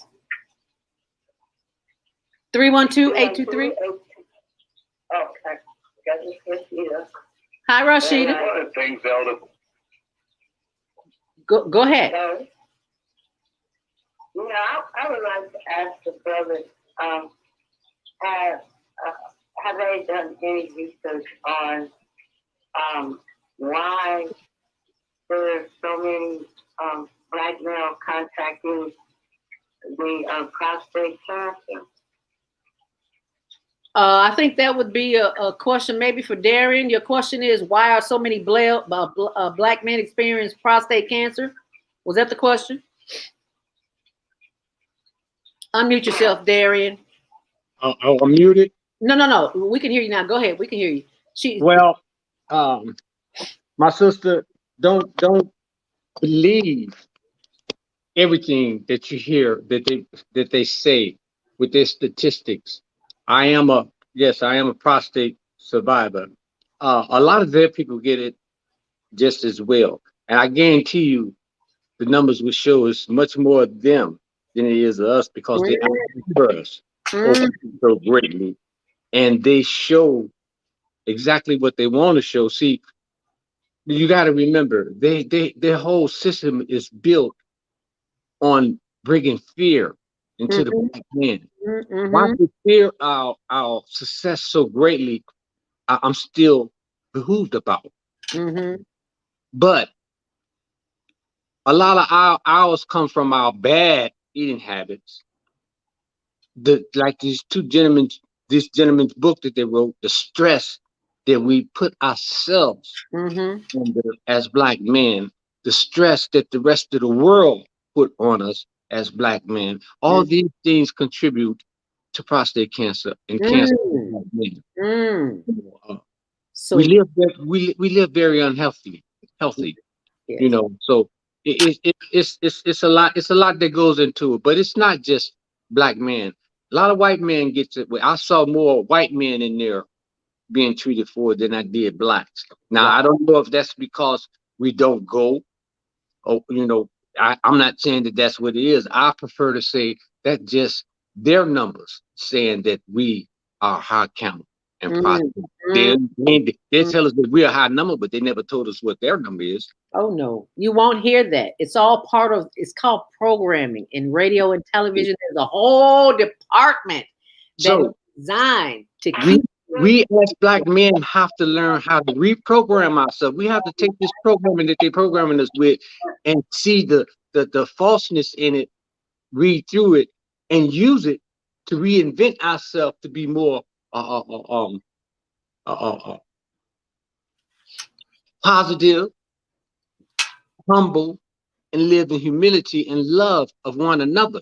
You know what I'm saying? So if we can learn to communicate with one another, we can change a lot of these divorce rates. We can make our prostate so-called numbers drop because we learn to communicate, learn to eat right. Sharing information is the key. Yes. It is the key. And I want to thank you for being so transparent in sharing that information, because like you said, there's so much shame, and brother Khalid alluded to this as well. There's a stigmatism attached to our experiences in life, and we're just supposed to get up under, bury our heads in the sand and just, give up that, yeah, and not even talk about it. And that's why I applaud Khalid and Eli for having the galls to share this information and not be in shame about it and not hide under the covers and even expose the comments that you had to endure through this process. So applaud to the brothers for doing what they are doing. Yes. May I comment on something that the gentleman said about the book about what men shouldn't do? They were saying that it is taught that we are not supposed to cry, and he's very, very. Hold on a second. Every January. Say that again now, Eli. I said one of the things that we don't want to acknowledge, a lot of our brothers, we don't go and get our regular checkups every year. No. Like Darrien said, I want you sticking your finger up me. To go get all my blood tests, my prostate exam, all that stuff every January. It's a done deal. Yes. That's been going on for 7-8 years. But a lot of us, we skip this year, we skip that year, then we start having problems, then we kind of, then we want to run to the doctor when we could have had some of that preventative stuff early on. You're absolutely right. I stay on my husband about it. It's like, I know you don't like that finger exam, but you got to do what you got to do. You know what? And I always said, yeah, you get violated. I'm like, there has got to be another way. And I know it is. I just don't know what it is. I mean, the Creator didn't put us here on this planet for us to have anal tests. I don't believe that. I know there's another way. I just don't know what it is. Blood test too. Thank you. They just want to get their freak on. I'm sorry. I said it. Yeah, I said it. I'm sorry. Yeah, I said it, and I'm sticking to it because if it's in the blood, then why you got to go up the crack of my behind? I don't get that. Actually, that's the only way that they actually can feel it. Yeah, it's right at the bottom. That test is definitely necessary. They also, like he said, the blood test, but that's just telling your cells. That doesn't give them an idea unless they do the like a video of it. But that now you're putting X-ray in you. That we're talking about rays. So the finger thing is the most safest, and all they're doing is seeing if your prostate is enlarged or small. Mine was small, and they, but the enlarged ones is the one that caused the most fear.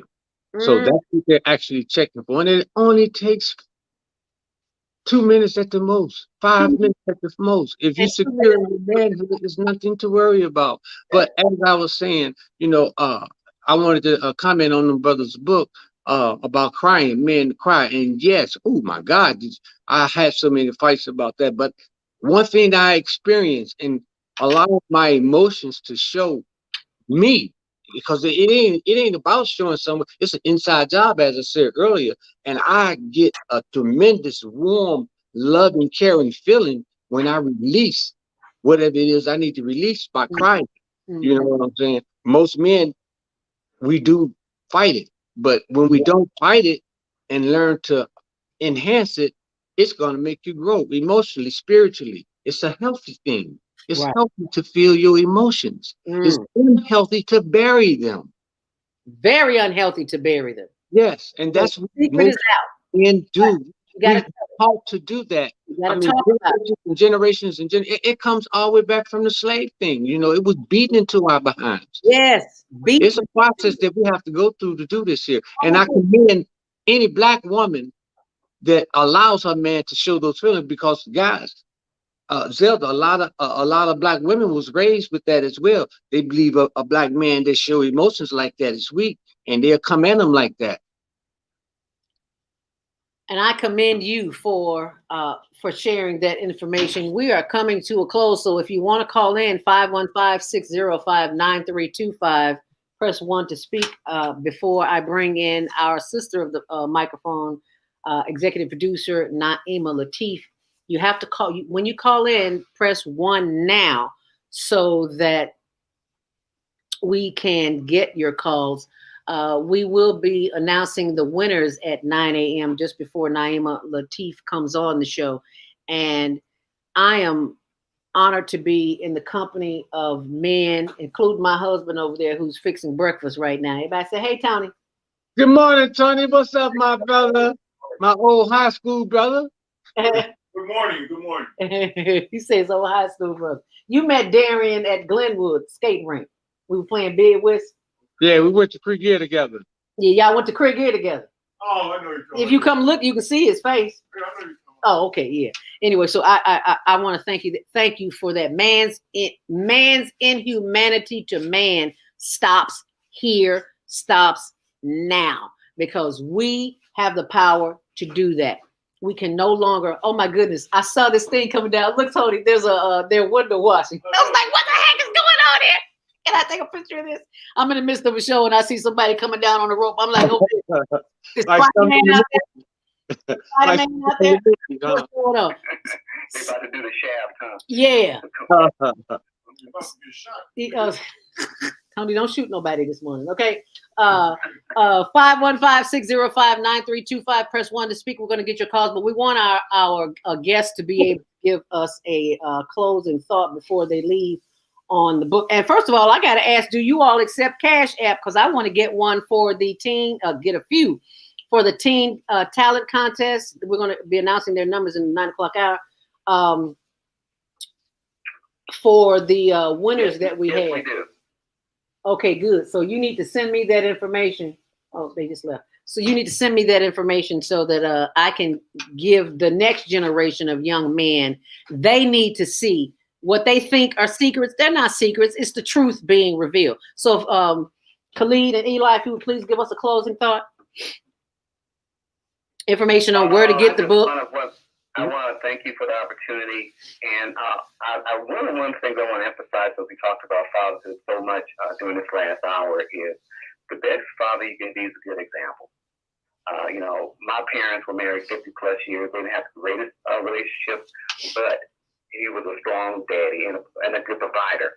And one of the things I strive to be for my child, my daughter of 26 years, is just being a good role model. And provide her example of what a man should be or what she should look for in a man. So again, I want to thank you for the opportunity for us to come on and talk about Secrets of Men, which you can get it on Amazon, as well as Cash App and Zelle and all other good stuff. But I thank you again for the opportunity. And is there a contact information that we could share with our listening audience, viewing audience? Sure. 312-351-5709. 312-351-5709. You can Cash App Secrets of Men or Secrets of Men 305 at Gmail for a sale. Secrets of Men. What's that Gmail address again? Secrets of Men 305 at Gmail. Secrets of Men 305 at gmail.com. So you all got that, and I'll post that on my social media pages as well. Secrets of Men at 305 at gmail.com. And Khalid? Yeah, I just want to give my brothers out here permission permission to be yourself, permission to be your authentic self, permission to talk, permission to find someone like me to go into therapy with, permission to live your best life. Because if nothing else this year we've learned, there's nothing guaranteed in life anymore. But if you want a happy life, you have to put the work into it. All right. And you have to work on yourself every day. Every single day, all day. It's an ongoing experience. You want to give your contact information, Khalid? Sure. My telephone number is 312-43-SCOTT, SCOTT, which is 312-437-2688. And I'm on all social media platforms under my name, Khalid, Khalid, last name is Scott. And my email address is daddy, A as in Kenneth, B as in boy, S as in Sam, the number 1 at AOL.com. Say that email address again. Daddy, D-A-D-D-Y, A as in Kenneth, B as in boy, S as in Sam, the number 1 at AOL.com. That's Daddy's, D-A-D-D-Y, K as in Kenneth, B as in boy, S as in Sam, 1 at AOL.com. And 312-SCOTT. That's clever. 312-437-2688. And Brother Eli Washington, Secrets of Men 305 at gmail.com. And his number is 312-351-5709. I will paste that information on our social media as well. And last but not least, Darren, Thomas, you want to give us a closing thought today? And your contact information if people want to contact. Okay, to all my brothers in the world and my sisters, to learn to live, love, laugh yourself inside out, and all that you put in will definitely come out in a loving and caring way. Stay humble and live in humility and stay abreast with whatever God you serve. Amen. Amen. I love it. Thank you. Brothers, do not be afraid. Get yourself checked out. It is absolutely 100% important. Even though right now it's scary to go to the hospital with all this corona thing going on. But love yourself, man, inside, then out, not outside in. That's the bad. That's the stuff. Inside out. And when you love inside out, the universe is going to send that mate for you, that you look for, that soul mate with every one of us in this life. All right now. Well, you just heard it from all my brothers where it was raining men up in here today. Thank you so very much for that. That is cancer survivor, big whisk buddy, skater phenom. I love the way you just turn around in circles. I can't do that anymore because I got a knee that goes in the other direction when I try, so I don't even try anymore. Darrien Thomas, Brother Khalid Scott, veteran mental health professional and community activist. Eli Washington, thank you all so very much for being here, sharing this information, being transparent, sharing the information that people need to know, especially women. The secrets of men have been revealed, and you can get the rest of those secrets by contacting them. And I will share that information on our social media page. Coming up in about 1 minute, we've got our executive producer of the show, Naima Latif. But thank you all for joining us, and I will put everyone on mute. Shalom, namaste, hotep. And coming up in the 8 o'clock hour, thank you.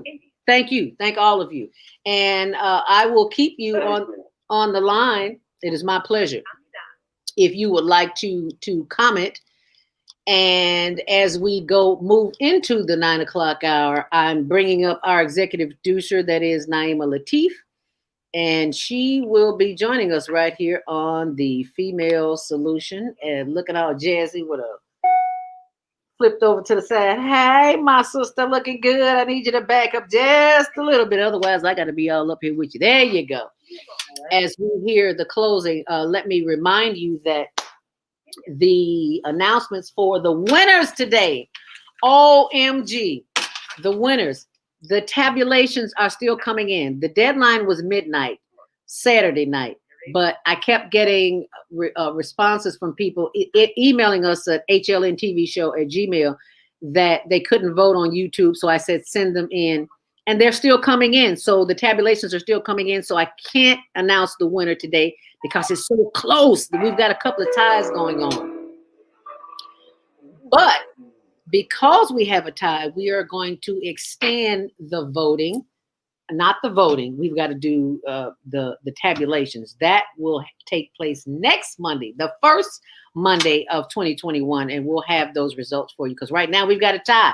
We've got to break the tie.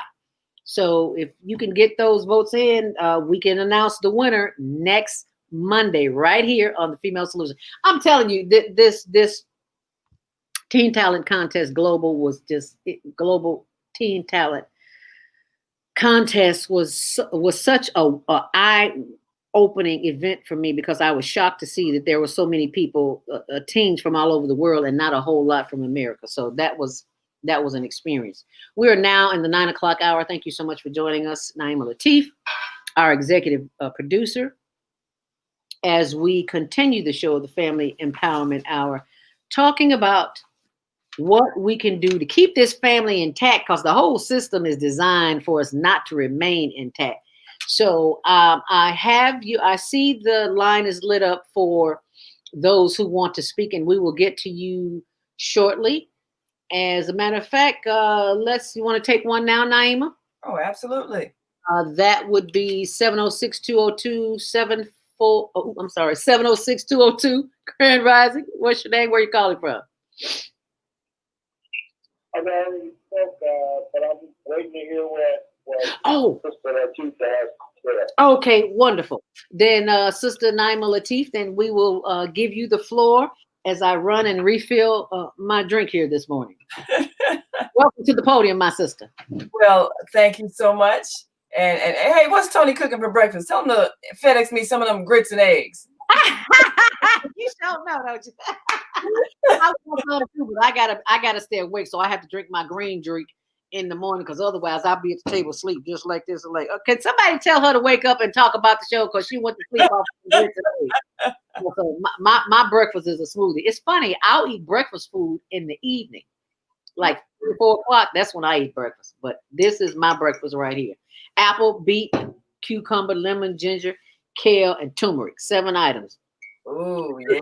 Diabetes, go to my website, higherlearningnetwork.org or zeldaspeaks.com and get your own. Ooh, the sun is shining through. I'm loving the sun, girl. Take it away.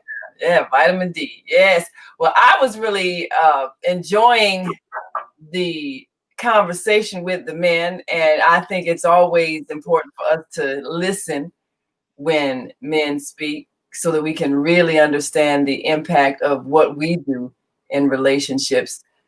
And last night, it just so happens, I have a new YouTube show with my 2 sisters, and it's called 3 Black Moms on our YouTube channel, 3 Black Moms. And we just taped a show yesterday on teaching our sons that it's okay to cry, because boys learn that men don't cry and big boys don't cry. And so they learn to repress emotions, and cancer is actually a repressed emotion expression. That's what happens in the body. And I just want to share this thought also, health benefits of crying.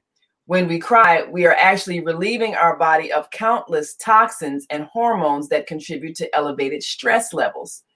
This, in turn, can help individuals to sleep better, strengthen their immune systems, and avoid gaining weight.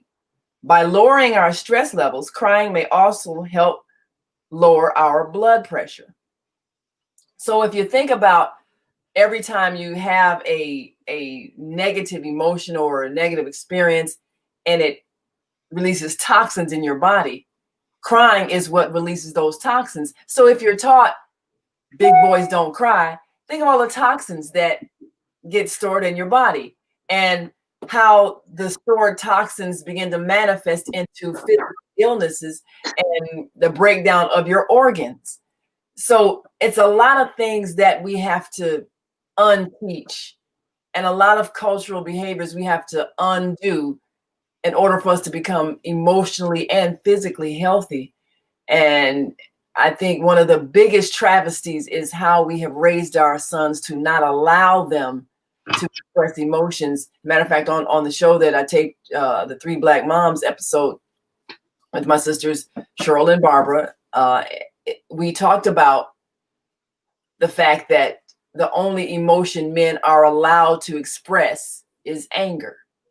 So if the only thing you can express is anger, no matter what you're feeling, whether it's grief, sadness, hurt, remorse, fear, everything is only allowed to be expressed through anger. So look at the behavior of men. And most of the time in relationships, what they express to women is anger, even though it's something else. But anger is the only thing they've been allowed to express. So how are you going to have a relationship with a woman and maybe she's crying and she needs you to comfort her, but you don't know how to comfort her because nobody showed you how to do that. So you get mad. Why are you crying? Stop crying. Is that helpful? No. A lot of mistakes that men make in relationships are based on not being allowed to be a full human being and express the full range of emotions that they have. And we really have to re-examine everything that we have been doing. I like what Brother Kwame said about the new BC, before it was before Christ, now it's going to be before COVID. Because before COVID, we did a lot of wrong things. And so now, after COVID, AC, we have to remake the world we've been living in. We got to remake the person. We got to remake the human being, the man and woman. We got to remake ourselves because BC, we did a whole lot of wrong things based on incorrect belief systems and misteachings and the hurt that we put on our children that made them become hurt adults that hurt other people. We have to change all that. This is the time to reset, rework, redesign everything about our lives and our culture so that it works.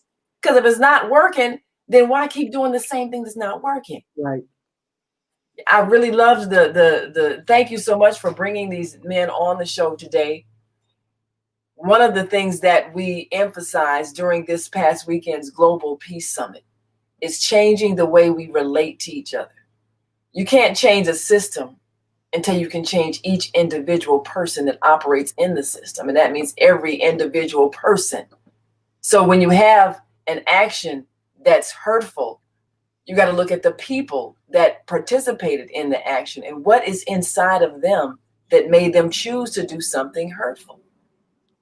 We did a lot of examining on how we talk to each other, how we think about each other, and how we need to express our feelings to each other so that we're not injuring each other. And you can't change that if you don't change how you think about your fellow human being.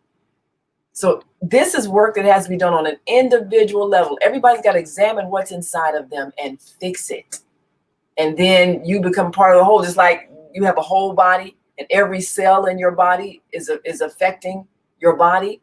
And if you got cancer cells, it's making the body sick. So we are like cells in the body of God, all of us.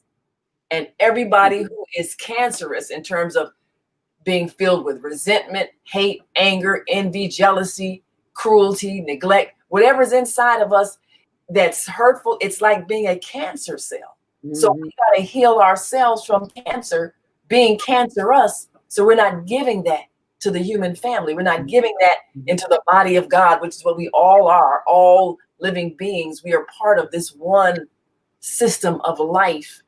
And so we have to make sure we're emotionally healthy and we're not following incorrect belief systems that tell us we should be able to mistreat somebody else if we feel bad about ourselves, because that's really where it stems from. Amen. Teach, my sister. Absolutely. So, I'm glad to announce that we're going to be doing an 8-week series by popular demand on men and relationships, hosted on Wednesdays by my dear brother Kareem Hamid, who's been the co-host on our Wednesday show.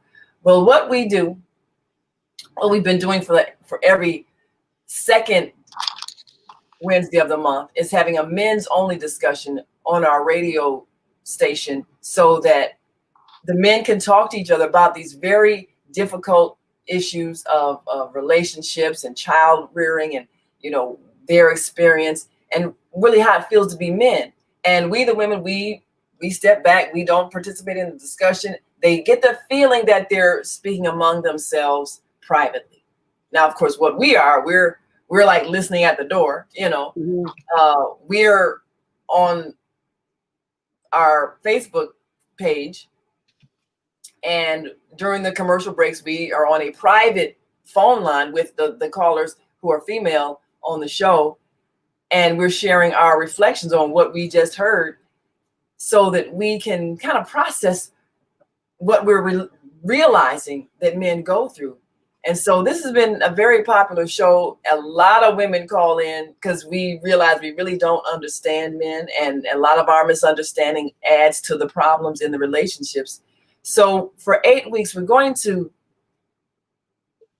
do a whole series and invite younger men and have younger men participating and hearing the wisdom of the elder men, be able to explain how they made a lot of mistakes because of lack of knowledge, but what they learned from those mistakes, so that younger men don't have to repeat those same mistakes and cause those same problems and the same destruction of our families. We have to stop the destruction of our families, because that leads to the destruction of our economy and everything else that goes along with that. So it really is a healing session for the next 8 weeks, this series. We're going to be inviting the brothers on your show. We know they can't do the whole 8 weeks, but at least one session, we'd like them to participate, because each week we're going to have means of helping us to reform, reshape, redesign, and heal what's inside of our men. And I'm really glad that the brother shared about the feeling of divorce. I've talked to a lot of men, and divorce is very devastating to men. We don't hear about the devastation of divorce on men. Nope. And it never even thought about it. We never think about it. We women, we get so worked up about, oh, he did this, he did that, and he needs to pay. And we don't think what it does to a man's sense of self-esteem, his sense of self-worth, his feelings about being separated from his children, and then what it does to the children when they can't see their father, and all of those things. Because a lot of times women are focused on their own hurt, their own disappointment, or whatever the cause for the breakup was. And so we cause more damage by not seeing things from both sides, and seeing ourselves as hurt victims needing vengeance. And that point of view has to change. When a relationship breaks up for whatever incompatibilities, whatever mistakes, whatever problems, we have to get back to a point where we can at least redevelop the friendship, which should have been at the foundation of the relationship. If it wasn't, it was all romance. Oh, she was cute, he was fine, et cetera, and you didn't build a friendship, then you don't have anything to rebuild. So you're going to have to build a friendship even after your marriage, especially if you've got children. You can't be enemies when you have individuals who need you to at least be at peace when you're raising them. And so we really have to help in that process, so that we're not enemies and then creating these fractions and people who are angry and bringing that anger into every other relationship. But on this men's show on Wednesdays, we'll have groups of younger men who are able to participate and listen and hear and share some of their stories and get some advice from men like your guest today. And we urge people to get their book. And really, if the elder men who have learned can teach the younger men as they're living these lives and making these mistakes, so they can start correcting them, then the next generation of children that's coming up won't be as wounded and scarred as the ones who are young adults now. And all this violence that we're seeing is the expression of that hurt that they're feeling. I think it was Iyanla Vanzant that said, if we don't allow boys to cry tears, they're going to cry bullets. Yep. And bullets is exactly what's been crying. That's what they're crying. Because they're grieving in so many ways. Friends that get killed, parents that abandon them, drug issues that they're having because they're trying to self-medicate, and all the emotions that we're not allowing them to express. So it comes out in anger and violence. And then, you got the whole manhood thing where you're not allowed to look weak, so all of that has to be undone.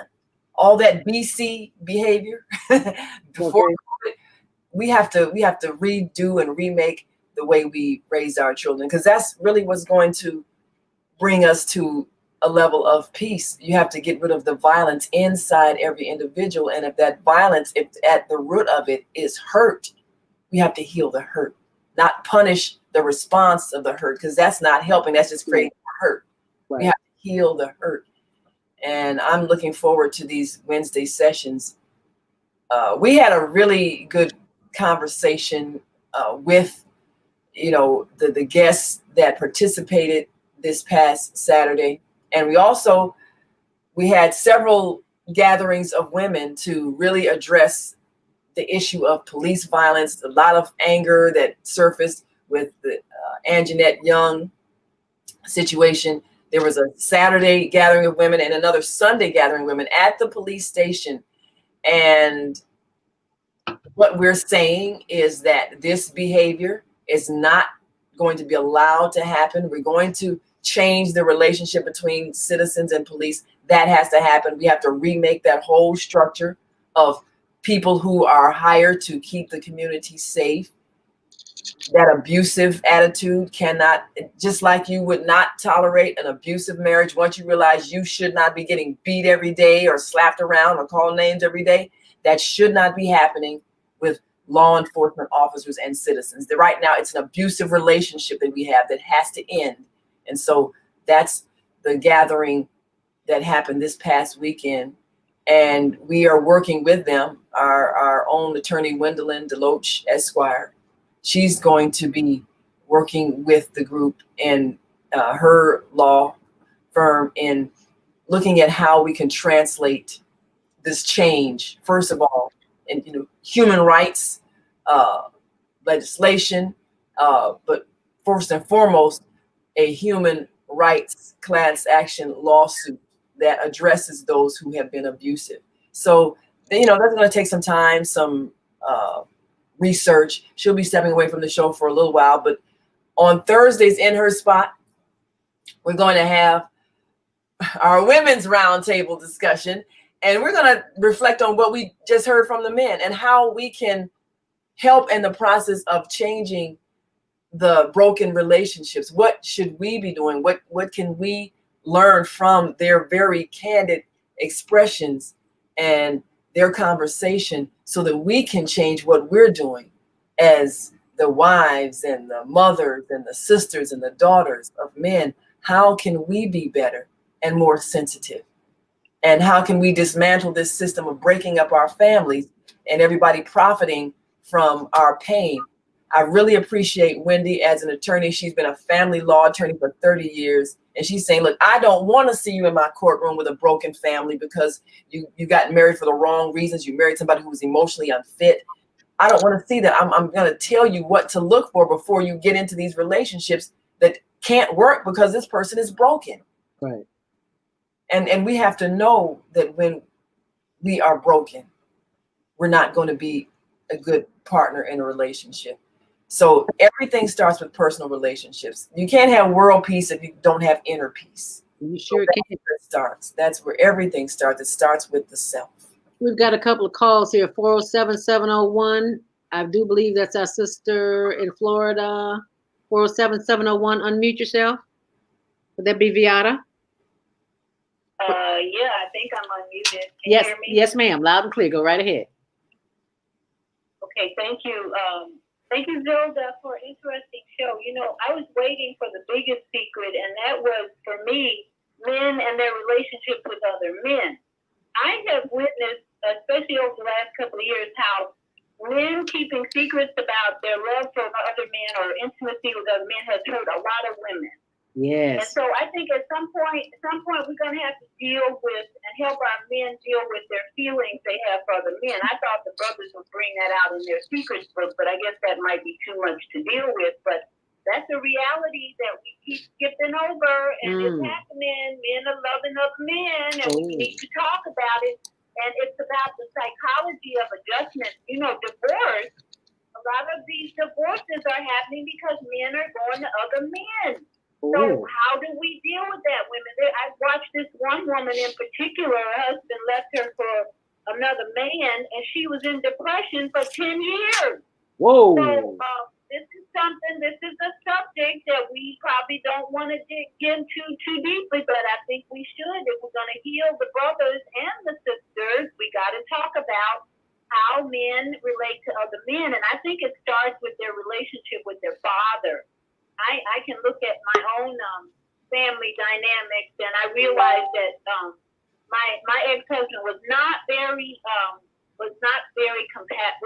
close to his sons. I wouldn't say close, but he wasn't huggy. He wasn't the huggy type. You know, you have fathers who are kind of distant to their sons. They don't hug them a lot. Then you begin to see with your children or your male children how they attracted to other men for some reason. And it hasn't been something that we discussed in my family at all, and it's really not something I think is going on. But I do see what happens when the father doesn't show a lot of compassion or a lot of close, intimate hugging with their sons. Wow. Children, some are attracted to other boys or men for that compassion or that intimacy. So I think maybe we could talk about that on Thursday or at some point. We, the females, need to bring that topic up because Tuskegee experiment with syphilis, as I did that research, that was all about homosexuality on the plantation, in my opinion. You don't get syphilis by holding hands with your brothers. Okay. Syphilis is a disease, a sexual disease, and I think most of those men in the Tuskegee experiment got that syphilis because they were having relations with other men. That's how that works. So that's something I'm just throwing that out there, that we got to heal that area with our men and our women, because women don't know how to adjust when that happens. They're like, because it's a secret. Right. Something's wrong with me. What did I do wrong? It ain't had nothing to do with you as a woman. It has nothing to do with you. We've been conditioned to think that way. Well, if your man is stepping outside the relationship, and especially if it's with another man, I must not be doing what I need to be doing. Wrong answer. Right, and it has nothing to do with us. It has nothing to do with us. We're going to definitely put this on the table of topics on Thursdays, my sister. Is it this Thursday? Yeah, this Thursday. Yes. Men loving other men will be the topic of the show. How about that? Round table. That's one of the topics. Maybe not the topic, but definitely it has to be discussed. A few years ago, we talked about I think a book came out called On the Down Low. And the brother who wrote the book, he was explaining that there are a lot of men who have sex with other men. They don't consider themselves gay, but that's what they're doing. Yes. So, but he talked about how you can kind of hone in on a young man who is ripe for that kind of a relationship. And he, in the book, talks about how going to church and you find these young men and they kind of have that look of maybe loneliness, desiring male affection. And that's what happens when you don't get healthy male affection from your father. You're feeling the absence of it. And just like we're not allowing men to cry, culturally, if we don't allow men to show affection to other men, then you create that deficit. Yep. And so it ends up getting expressed through sexuality. Yep. Because we haven't allowed men. I mean, this has just been recently. And matter of fact, I know it was a thing that was discussed when Barack Obama became president, and him and Joe Biden hugged each other and everything. There was it's a whole new culture of hugging because, before men, especially European men, shake your hand. Right. And we got this hug thing that men do. And it's not seen as anything sexual. It's a masculine thing, but that's a cultural thing that really black men introduced. Yes. Because white men, and they did not hug, and maybe it was because of fears of it looking sexual or whatever repressed. And there are a lot of repressed sexual issues in European culture. That's one of the reasons why they end up bringing boatloads of black women over here, so they can deal with their repressed sexuality through us. I mean, that's a whole subject in itself. Wow, many of us so messed up. The trauma of slavery and what was the trauma in the people who perpetrated the rape, and why they were not able to have healthy sexual expression within their families. What was the problem? Because that's a lot of the problem. But when it comes to men showing affection to other men, when boys can't get affection from their fathers because their fathers either don't know how, because they didn't do that in their era, you didn't hug, or their father was absent, then they become ripe for someone to exploit them sexually. And the brother who wrote the book, on the down low, he was explaining how you can see the signs in a, so that you kind of hone in on somebody as a target almost. And that's how he would end up getting his sex partners. He explained that. So, that is one of those secrets. Yeah. Devastating when a woman loses her man to another man, and she does blame herself. And I've also heard the opposite, when men lose their woman to another woman. Mm-hmm. It's the same kind of issue. It's something inside of her. It's got nothing to do with his masculinity. Mm-hmm. But all of this, it points to what is inside of us that needs to heal. And that sexual relationship, it really has a lot to do with your relationship with your opposite sex parent. And you are right on point, because I have a gay friend, just a moment, of Viata, and then we're going to take Kwame's call, because I see his hand is lit up again. I have a gay friend who told me personally, and I love him to life. He told me that he's single, so he's always on the prowl. And he says he does not look for gay men. His target is straight men who look curious. Oh boy. I was like, wow, that was an eye opener. I am so grateful for him sharing that information with me. Let's go to the phone lines and see what you have to say. 706, excuse me. 706. Go ahead, Beata. And that's one of the secrets we need to talk about, that what you just shared, Zelda. That's powerful, what gay men are looking at. But the divorce, I've heard the discussion about how divorce can be so traumatic.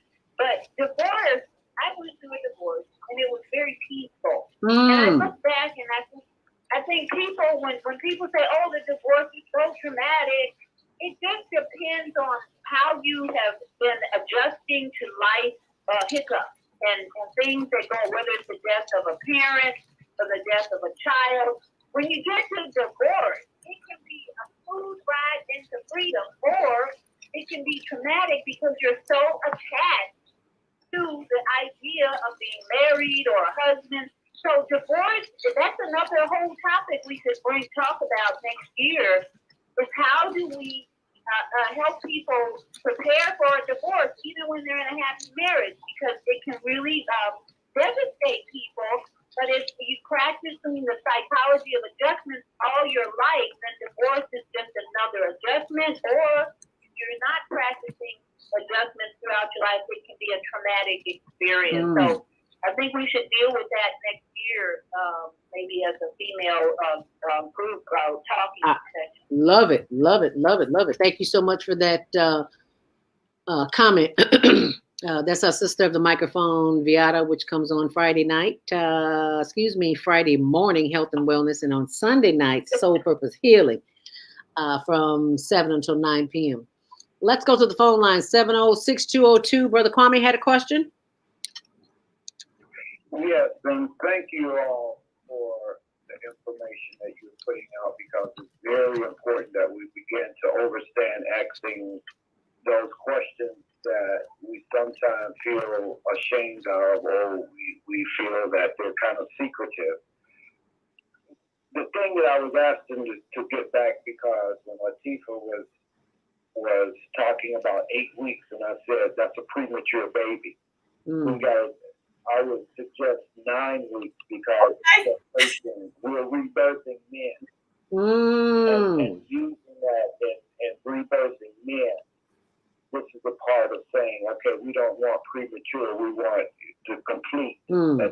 months or 9 weeks that we would do this, and being able to communicate and get all of these things that we put on the table. Because the other part, the good part is talking about men loving men. My experience with men loving men happened in Vietnam. Ooh. And it was even the movie that Spike Lee just put out about that, and the 5 brothers that Bozeman played in. And that was to show how Black men loved each other and found that love and that unity in wartime. And this was the experience, because I looked at my experience, and it was a powerful experience, because brothers would die for each other there in that war, because we were fighting 2 wars. But the other part came about when I came back home, and then seeing the guys doing the same things, hanging on the corner, doing the same thing, and it was kind of like traumatic. It's that we could love each other in that job that we did for our country. But the other thing is that you couldn't love your brother on the street because he was whatever the reason was. But the other part for men, and talking about men loving men, is the part in which I'm sharing that about the war, but I'm sharing it about men loving men. Because you look at when Beata talked about Tuskegee and the homosexuality, we talk about the incarceration of men. And I talked to a young man last night, and he just got out of 13 years, and now he wants to have a child with his fiance that he just met. And I'm telling and sharing with him, he's only been out a month, and he's talking about marriage and having a child.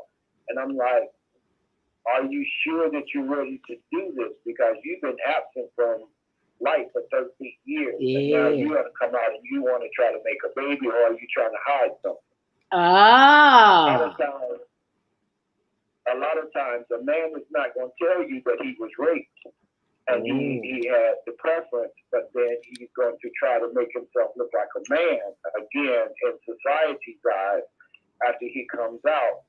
And this is where you're talking about the part of the down low and the predators. Okay. And even the thing in that it's really happening with women more so, because they're becoming more masculine. And women now taking the roles and wanting to be the man with the woman.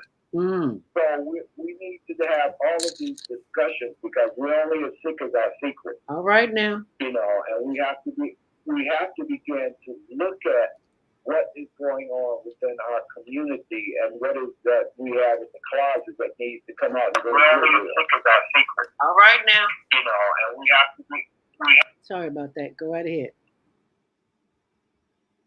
No, that's all I have with it.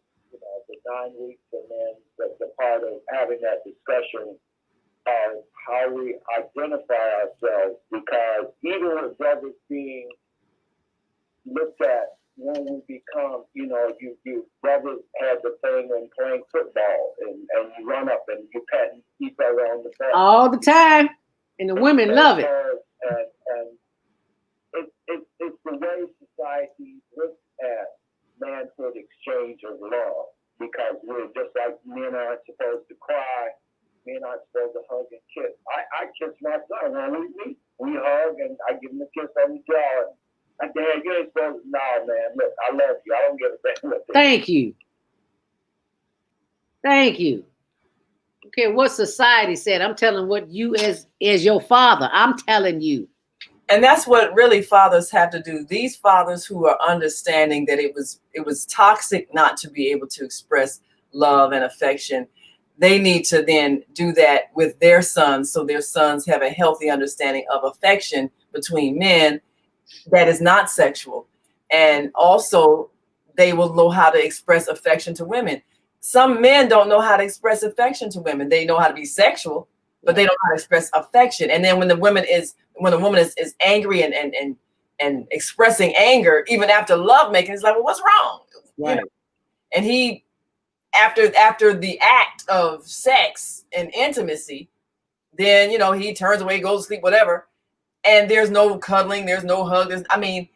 You know, even the whole process of foreplay is really affection But if men don't understand affection, they don't understand what women are looking for and express and need to get themselves in the mood, emotionally and biologically. I mean, our bodies have to go through a biochemical change just like theirs do. And if it doesn't happen, then sex is painful and not pleasurable. I mean, that's just a reality. So if no one teaches men those things about the importance of affection, they're not going to understand the act of intimacy that's supposed to bond your relationship. Nope. And a lot of that is what is happening in broken relationships as well, which, you know, so if a woman then finds and this is happening again, you know, women find women who understand love making to a woman because they got the same parts, then you look up and somebody who doesn't identify themselves as lesbian ends up in a physically intimate relationship or action with another woman, and that happens. And if a man loses his woman, his wife, his girlfriend, whatever, his intimate partner to another woman because they had sexual issues, then he's going to be devastated, feeling like, well, what did I do wrong? What did I not do right? How did that happen? Right. And sometimes a woman, if she has been introduced to sex through violence such as rape, she emotionally does not want to experience that again because that's a trigger to that rape experience, but she does have a desire for sexually intimate closeness with another human being. And it ends up being with a woman who will not trigger that rape memory because the action is not the same. So all of these things are things that are affecting our intimate partnerships, our marriages, our love lives. And then as we don't talk about it, we don't heal from it. As Kwame brought out, when you have a man who's been raped in prison, then he's going to carry shame and guilt. He's going to hide that. And then that's going to affect his relationship with a woman. So that's a brilliant statement by Kwame about, do you really want to start a relationship with a woman and you haven't dealt with the emotions around being rape making? That's deep. That's deep, Kwame. Yeah. Something else also that reminds me of, I think somebody asked earlier, I think it was Rashid that asked about why are so many men getting prostate cancer? And Vayada, you probably know more about this as well, that every area of the body where cancer manifests, it's because of a specific emotion. So when you have negative emotions about your manhood, whether fears of loss of manhood, fears of shame and guilt about your manhood, that's how prostate cancer manifests. So when you have divorce and shame for broken relationship or sexual assault, as Darrien touched on in his but what testimonial. Go ahead. I speak as a man, and talking about male bodies and learning how to ejaculate, you use your prostate. The prostate doesn't get exercise. And that's the part that we have to begin to learn how to use and work with our bodies as men. And understanding that you releasing life force, you're constantly releasing that energy coming out of there, but you have to learn to exercise that muscle and being able to strengthen it and not weaken it, because that's part of intimacy and being able to know your body and being able to work your body, just like women learn to use their muscles. Men have to learn to use their muscles. And that's one of the parts of training men or boys when they come into adulthood. You haven't got to release every time you have an intimate relationship, because that's the life force that you're letting out of yourself. And the part is that if you learn how to exercise that, you keep it in shape, just like you keep your body, your muscles in shape. Wow, that's some powerful information. Darrien, I need you to comment on that. Are you aware what Brother Kwame is referring to? Yes, I am. I learned about it through my test through cancer, and the exercise that this gentleman is speaking about is called pelvis floor. I'm pretty sure you women is quite familiar with it. Oh, wow. I teach guys at the Ford Motor. I talk to them about it. It's a very simple exercise to do, and you can do it walking around. No one even knows who does it, and it is extremely helpful for men right now that have their prostate, and it will help them to make it stronger, more healthier. And what the sister was saying about holding all these feelings inside is very true. I'm introverted. That I hold all my anger, everything, my frustration, my guilt, my shame, right in the center of my gut. Yes. And Yes. when it's going from the gut, it's going to go down or up, but it's going to go right in that prostate area. I told you I had double hernia. What she's saying is very real. All this stuff comes from all this stuff that I hold inside. Wow. I contest and said that when I cried openly in front of my first wife for the first time, I experienced the greatest release of feelings ever in my Wow. life. That point on, I taught my sons, which were still young, it's okay to show your emotions. Let's talk about whatever you're feeling right then and there. And it's important for our Black women to start doing that because y'all are, I don't say backbone, y'all are our front. Okay. We following most of y'all leads most of the time, whether a man want to admit it or not. Right. I'm not afraid of you today. You know, you are our brains because we act irrationally. You know, our emotions, you know, we don't, you know, like she said, everything we act out of is out of anger, and that's not good. Mm. That's why I say you ladies, well, that's what's meant when they say you're our backbone, but you're really not our backbone. You are our eyes, our ears, our brain. You are our whole thing because we come from you. Wow, that's powerful. That's powerful. That's powerful. Right. But what? Brother Prostate, Kwame. But what we have to if you have the prostate and you're doing a pelvic exercise, and that also helps a man to control his urine, it also helps him to control his ejaculation. Early ejaculation, man, you have total control when you learn this exercise. I promise. It's Okay. healthy, and you're releasing toxic from your body. When you do this exercise, you're going to urinate, drink a lot of water, and you're going to urinate all this toxin out of your body as you're doing this. So the sister's giving great information. I wish I knew this 30 years ago. We all wish we knew this 30 years ago. We'd been at different time and space. I had no idea that men had a pelvic floor too. So thank you so very much for sharing that. Go ahead, Kwame. Yeah, and this is the part of what Latif was talking about, intimacy, intimacy.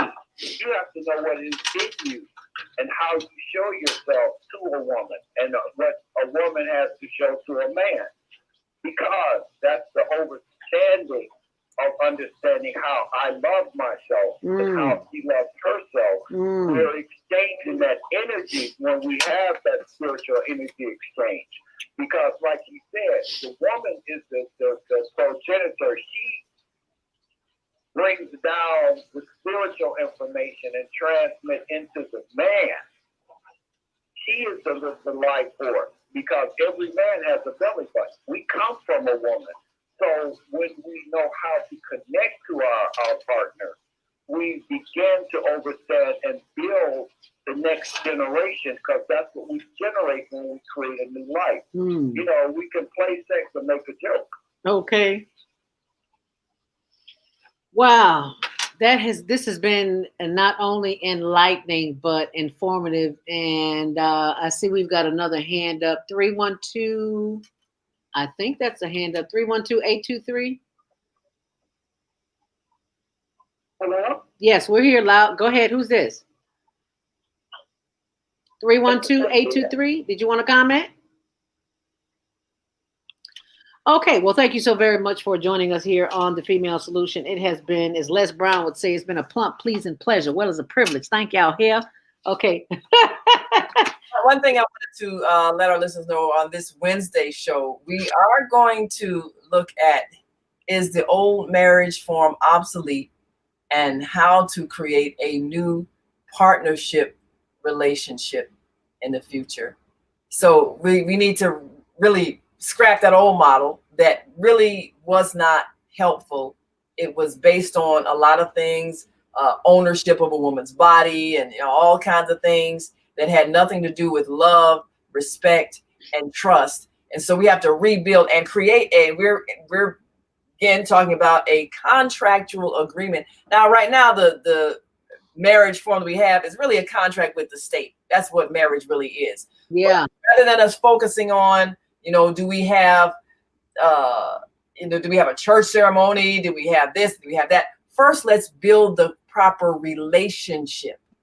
And then when we choose to make it into a union that is a legal partnership, we can list what that partnership agreement is. So whether you get married in a house of worship or go down to the justice of the peace or whatever you do, you need to have this contract, which is an agreement between the parties involved. That's what we need to build, and it outlines the things that build trust and understanding. And that's what we're doing after COVID, building new relationships based on the right principles. Amen. I want to thank you for. But and what's key to that, and that's very important, the old style of marriage, because that's their form. What our form was at once upon a time, you merging family. Because when you take that woman or you pay that dowry that we used to have to do, you're merging families and you're merging a tribe of families. And so what we have to begin to look at how we did what we did before we were made captive. And looking at that union, because I've been watching a lot of African films, and when they have the wedding, they do the traditional marriage of their culture, and then they do the white dress ceremony, as they call it. Okay. I'm looking forward to you calling in and us having this discussion. We got to look at what was old that was good and worked, what was old that needs to be cast aside that no longer is appropriate, and how do we create what is new based on our new reality that we're living today. It was sharing lady.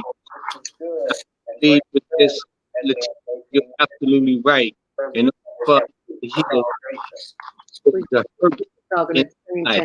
and it's an inside job, and it's okay to love self, but don't love myself from the inside. How can I love my beautiful Black woman? So it's okay to start forgiving yourself self-inflicted pain or whatever it may be, so you can learn to love from the inside out. That's what I want to leave you guys with. I'm sharing time with me. Yes. Well, thank you so very much. We greatly appreciate that. That last comment was from my brother of the Bid Wish table. Can't say skate no more because I don't skate. He can skate, but I can't. My Bid Wish brother, Darrien Thomas, cancer survivor, teacher, brother, leader in the community, who just taught me, and brother Kwame too, who just taught me about men have a pelvic floor. I had no idea. I thought women were the only ones who had it. So I tell people all the time, this is not my show. I am just a messenger. I am just a vehicle for the information to get through, and I understand that. So I have to talk to myself sometimes and tell my ego, slow down, Zil. This ain't about you. This is about the message to get it through. You just a vehicle, just like YouTube or Facebook or StreamYard is a platform. You just a platform, so don't get it twisted. So I humbly thank all of my viewers and all of our listeners, because this is a family, a humanity thing. This is not a one-person thing, because man's inhumanity to man has been not what it should be, but as the female solution say, it hasn't been what it needs to be, but it can be, and we are headed in the right direction for that to happen. So I thank all of you for joining us here today on the Female Solution. Be sure and tune in tomorrow with Let's Talk About It with Maika. You heard her on here earlier, and on Wednesday, Naima Latif and Kareem Hamid. Repairing Family Relationships. On Thursday, Family Matters with Wendy Williams Deloach, Esquire, our attorney here on the Female Solution. Friday, Health and Wellness with Viata. Saturdays, Nonviolent Communication with Jana, our London correspondent. And Love, Joy, and Powers. Move Around with Deborah, and Wisdom with Mama D. Now, those Saturday shows are not 7 a.m. in the morning. They're from 12 noon until 2 p.m. So be sure and mark that. And then we come back on Sunday evening, Soul Purpose Healing. And baby, if you were not in the Twilight Zone last night, you will be when you go back and hear this show in the archives. All of the shows are in the archives, so feel free to go back and listen to them anytime. I sincerely apologize for not having the tally for the contestants from the Teen Talent search that was over the last couple of weeks, but we were having issues with YouTube and Facebook on counting. So the numbers are still coming in, and right now we have a tie, and we didn't want to leave it at a tie. We wanted to have a winner. We have several winners. So can people still vote, or is it extended to a certain time, like midnight tonight or something? No, it's till noon today, because they're still coming in because people couldn't get them in. So we're telling them to send their votes to HLNTVshow@gmail.com. HLNTVshow@gmail.com. And for those who are interested in getting the books, Secrets of Men, I posted that on on social media. I put it in our newsletter. And if you would like to be included in our weekly newsletter, all you have to do is email us info@higherlearningnetwork.org, and that's how you can contact me too. info@higherlearningnetwork.org. You can always call me 312-409-6619. I'm an old-fashioned girl. I like to talk on the phone. You may not get me right away, but I will call you back eventually. 312-409-6619. You can always visit my website, Zelda Speaks.